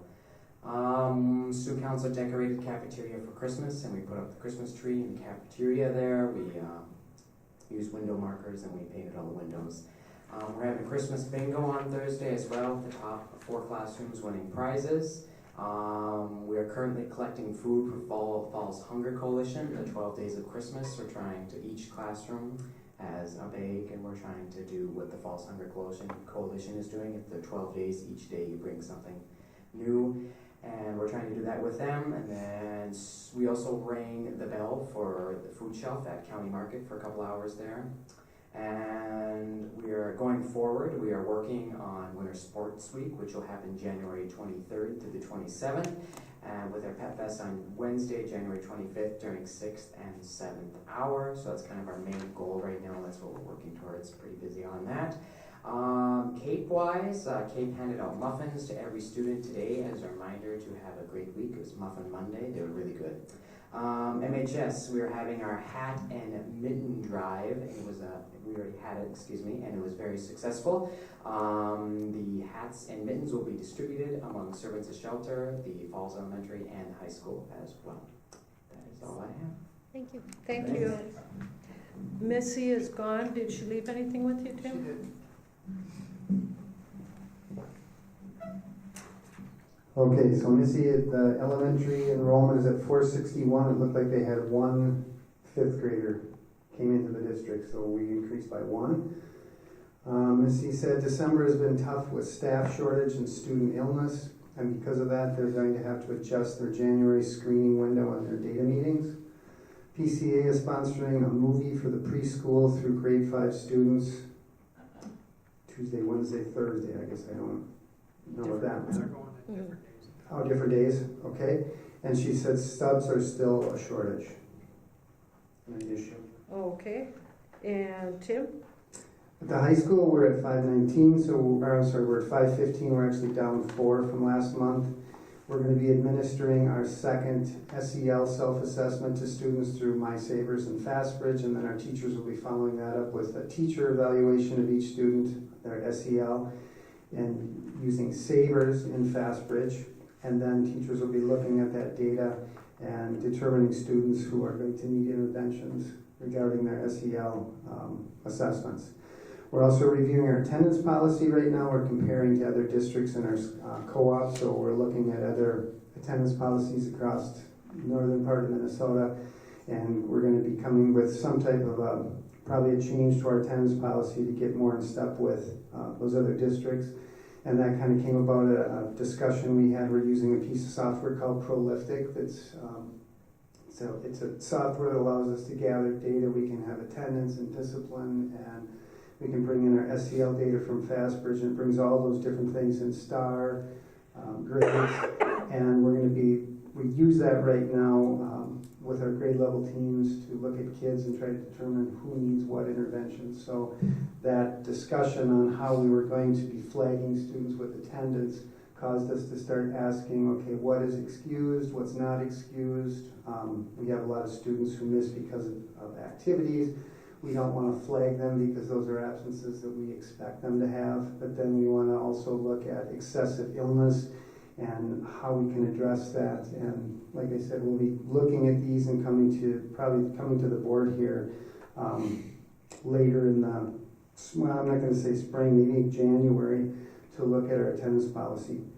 And then we also have experienced a lot of student absent and staff absences, and we've been able to fill everything for the most part, but we're struggling too. Our numbers are up this week from last week. It wasn't last week, but the week before, Kevin and I went to a training, and I think that day we had 40% of our students gone, and the day before that we had close to 50% gone. So a lot of illness, but things are looking better now, so it's kind of working its way through. Questions of Tim? Okay, thanks, Tim. Kevin? Okay, I will try and keep it quick. I'm going to start off. I got this, something nice in the mail, let's put it that way. Minnesota School Board Association Awards Program includes a category of recognition for those people or persons who complete 100 or more hours of attendance at MSBA and NSBA sponsored meeting and activities within a 4-year period. I'm pleased to inform you that Jennifer Baker has attained the Director's Award for 22-23. So congratulations, Jennifer. Yeah. On the same note, we may have a special meeting, we'll talk about that in a minute, but take a moment to thank Ted and Jennifer for their service over the years. it's been said before, there's not a lot of gratitude for any of you sitting here. You don't get patted on the back a lot. We've come through some good times, we've come through some tough times. But thank you. I believe you both will continue to support the district. But on behalf of, I'm going to say, students, staff, and families, I thank you. Here, here. Thank you. Thank you.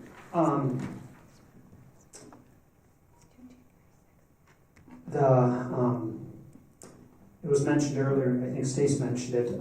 I was going to just inform you, and Beth may say something in her report, but congratulations, Beth did finish her coursework, so she can be licensed. It's in the process as community ed director, so just updating you on that. MSBA, I'd reached out as far as their convention goes. I believe Ted and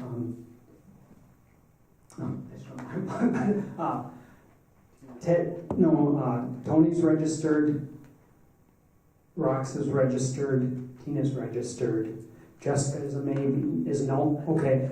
Bruce, and I don't need an answer right now, but at some point, it's January, I think 12th and 13th, like I said, we have rooms, we can register for up to, I don't know if there's a deadline, but for the most part, there's no cost to MSB for that piece. So, Bruce, we can talk more, but just, and if anyone else wants to, we just need to chat and figure things out. So, in front of you, there's a ballot. If you haven't seen it, again, it's up to you. It's Northeast Service Co-op, which we're a member of. They have some open positions. If you want to vote, I will send it in. If you don't want to vote, and that is what it is. And lastly, I guess I would like to know, are we setting a special meeting to deal with the say payroll position and have conversation? I guess I'm going to say with possible action. And like I say, it doesn't mean we have to act that night, but I'd like to make it for the 28th. that is Wednesday, is that correct? 27th is Tuesday, 28th is Wednesday, or 29th is Thursday. I'll be out of town. Do you want, is this week better? Well, we need 72-hour notice to set a special meeting. So for the most part this week, we'd have to say Tuesday, Wednesday. It'd have to be Friday, which technically, I'm going to say is a vacation day for some of us. Right. Yeah, that wouldn't be good. Can we do the 20? Well, you're going to be gone, and everybody else, and don't smile. If you guys have quorum, I'm not showing up. I came in here throwing deuces up today. I'm out of here after this. So, jeez. Stop it. If you need the quorum, though, I'll be here for you. All right, the we'll let 28th? you know. The 28th. At what time can everybody do it? Noon? I don't know, if we're doing a noon, is it Can't we gonna just be- keep What's our a normal good time? 5:15 5, time? 15, 5, 5:15? I don't think I'm gonna be able to make Wednesday. How does your 29th work? We may be heading to the cities. Is So we 27th, is Tuesday any better? Or? I'm would work. out of town. The 27th, I'm out of town. I'll be coming home that night. So Is it something that, if we did we like can a- put you on the phone. Yeah, if we could do like a noon or a virtual or be on the phone, I could make any of those. Any of those times, too, of the 28th? Noon I could make work. And if it was a phone, I could make the evening work. Okay. It what would do you have to be a guys- Zoom where you can have, it can be on your phone, but you have to be able to be seen if there would end up being action. I'm just throwing And it Jen, out there. you can't do the 28th? Can we have action on it? Or you could? No, you can't can't, have just a like here, yeah, if we posted special this, meeting, not work session. the only caveat is we're supposed to, put a location. You know what I'm saying, whether that's an option or not. Again, that's the legal realm of. But if we do that, we can still include the whole audience, right? Correct. You can, Okay. Yep. Can I just ask a question? Yeah.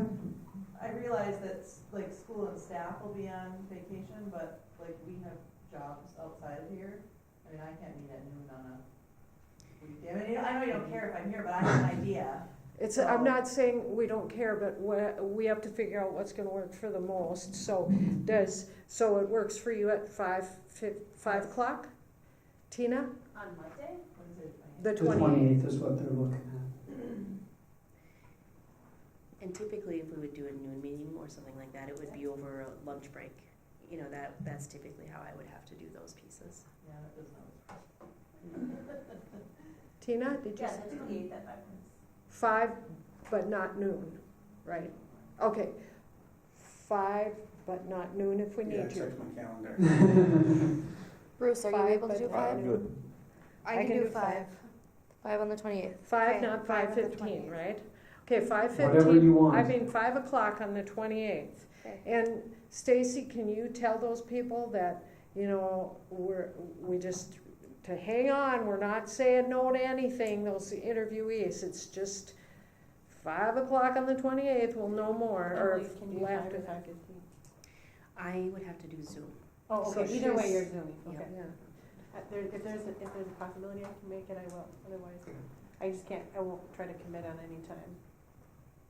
Okay. It would be Zoom for me. We can provide the data as far as, again, that we collected from other school districts. Again, some is apples to apples, some, you know, Yep. is there anything else you would like from us, you know, to garner guys the think of anything? conversation? Like I said, I'll be honest with you, and I'm just gonna hit on the letter that was provided. I have issues and have questions, and I reached out actually to Ginger on this. She couldn't answer where some of this stuff came from. I just want that thrown out. I didn't see this until this afternoon. I didn't get a copy until someone gave it to us. Again, if anyone has questions on this stuff, let me know. Again, I'm not against, they have rights to, you know, say what they want, but I question some of it. But we should all be able to have an open conversation as adults with all of it. Oh, correct, Yeah. 100%. But again, I'm gonna make it a meeting, not a work session. I'm gonna make it a meeting. We can start with discussion, you know, do it however you want. If there is then action, okay, and I'm gonna put it on here to approve, you know, what we had tonight, we can, Yep. technically can't change it, you know, on a special meeting. There'll be that motion to approve the pay. If for some reason we have to change it, we'd have to, you know, table and act down the road again, because on a special meeting, I gotta put out what the action would be. So unless someone has something different right now, that's the only place I have to start, is what we're gonna approve We need to tonight. start from 2 there. people in the business office getting a 1 raise. Getting, yeah, the same raise. The same rate, okay. Correct. Kevin, if you make it a special meeting, do we have to register to speak during open forum then? Well, typically we don't have open forum, but the board has a right, you know, to run it how they want. Typically, there is an open forum, and so we're just gonna say there's gonna be some discussion. The board chair, I'm gonna say, has a right to honor anyone. It's just not normal, I'm gonna say, for Yeah. a work session, different. Yeah, You know, right, but that's still. what I was asking. Yep. She had said work session Yeah, before. Yeah, But if we do work session, we can't approve anything, and that's why I'm gonna put it on there. If it happens, it happens. If not, right, I didn't know that we had to, I thought we had to call it a work session in order to get the people in, but that's fine, whatever we have to call it, I'm good for it, because I just want so everybody to be heard. if anyone thinks of anything that they would like, you know what I'm saying, between now and then, let me know. And then we're gonna meet first, Right here. right here. Right here. Okey dokey. And All I right. think, just give me 1 second, that is, I think all I had. What's that? Mhm. I just want to apologize for my outburst. Yeah, and these 2 ladies have never worked with me. I am loyal and dedicated to a fault, I know you are. and I'm tired. Mhm. My job is suffering, and my family is suffering. So we need to do something. Yes, it was very unprofessional of me to. No, it wasn't. That, you're no different than any other, the rest of us, Well, and we totally understand that. And we're gonna do everything we can to make this work. Yeah, I broke under the pressure, I'm sorry. It's always easier looking from the outside in. Mhm. And I would never do what happened tonight to anybody. So Mhm. I just am feeling a little bruised. Yeah. Don't you worry, we So got that's all I have. everybody's best interest. No, you've got to do what you need to do. I will respect that. Yep. So I apologize for that first. No problem. That is all I have unless someone And has. does Beth have anything? She just had her update. I don't think she's on. I'm still here. Well, hi. I'll just make it quick. PALS is very busy with all kinds of activities. We have our holiday party tomorrow evening. ECFB had their Stories with Santa. That was back again this year, and it was very well attended. We had driver's training last month. 2 upcoming events or classes. We have our defensive driving class, and we have a snowmobile safety class. I did finish up my schooling a semester early. I buckled down and got it all done.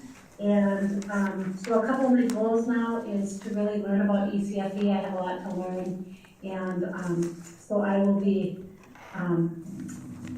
getting more involved with that and getting some more youth programming going through community. Those are 2 goals that I want to make sure that I get going. That's it. Thanks, you. Beth. Congratulations. Yeah, congrats. Okay, we now are at a motion to, 3D Advisory Board, I don't, I can say they met, it was very short, it was part of the Cape meeting, I don't know if any of the. I was not in attendance. Again, Beth updates you. The only thing, and I don't know if Rec Commission has met, I just wanted to give the board, we are still working on, possible issues, or are we coming together, are we not? I'm gonna throw out a date, January 10th. We don't know who's gonna be on, because we'll have new assignments, so to speak. But I've asked to meet with the teachers union, because the teachers union feels that the positions coming in should be represented by them, which I'm not gonna say I'm in favor or against. My concern is, like right now, what we pay a head coach. If the thought is rec coaches are gonna get more than the $1,000 that they get now, I gotta know where, or we need to know where they're coming from, because if you went to 2,000, there's, I don't know how many, 30, 40, 50, that's significant money. The same with, we pay, clock workers, and they wanna represent those people. Wow. We have never, Rec Commission has never paid those positions. So I've asked to meet, Ginger gave me January 10th as they have a board of directors meeting, that she feels they want to push it off until later in February. I'm not gonna say we can't go that late, but I asked, and I think we're gonna meet, so I'm just throwing it out there, whether our rec group stays the same or not. That's a tentative date right now to have at least some of us come to, not the whole board, okay? I was thinking the rec commission group or 2 out of the 3 or something And like you'll that. let us know where that's at. Yeah, whether, like I say, if, depending on who's on it, come the, actually it's a January, the other thing I was gonna say is our organizational meeting is usually the first Monday, we were talking before, in January, in which we install the new members, and technically the members leave us. That is, the first Monday is a legal holiday, so it'll be, I think it's January 9th. Yep. We will meet at 5:15, and like I say, it's, the only thing is the install new people and the committees and the first meeting of the year stuff, set your banks, I don't know. Officer, but I mean, usually 20 minutes, 25 minutes, not a lot of discussion typically. So throw that on there.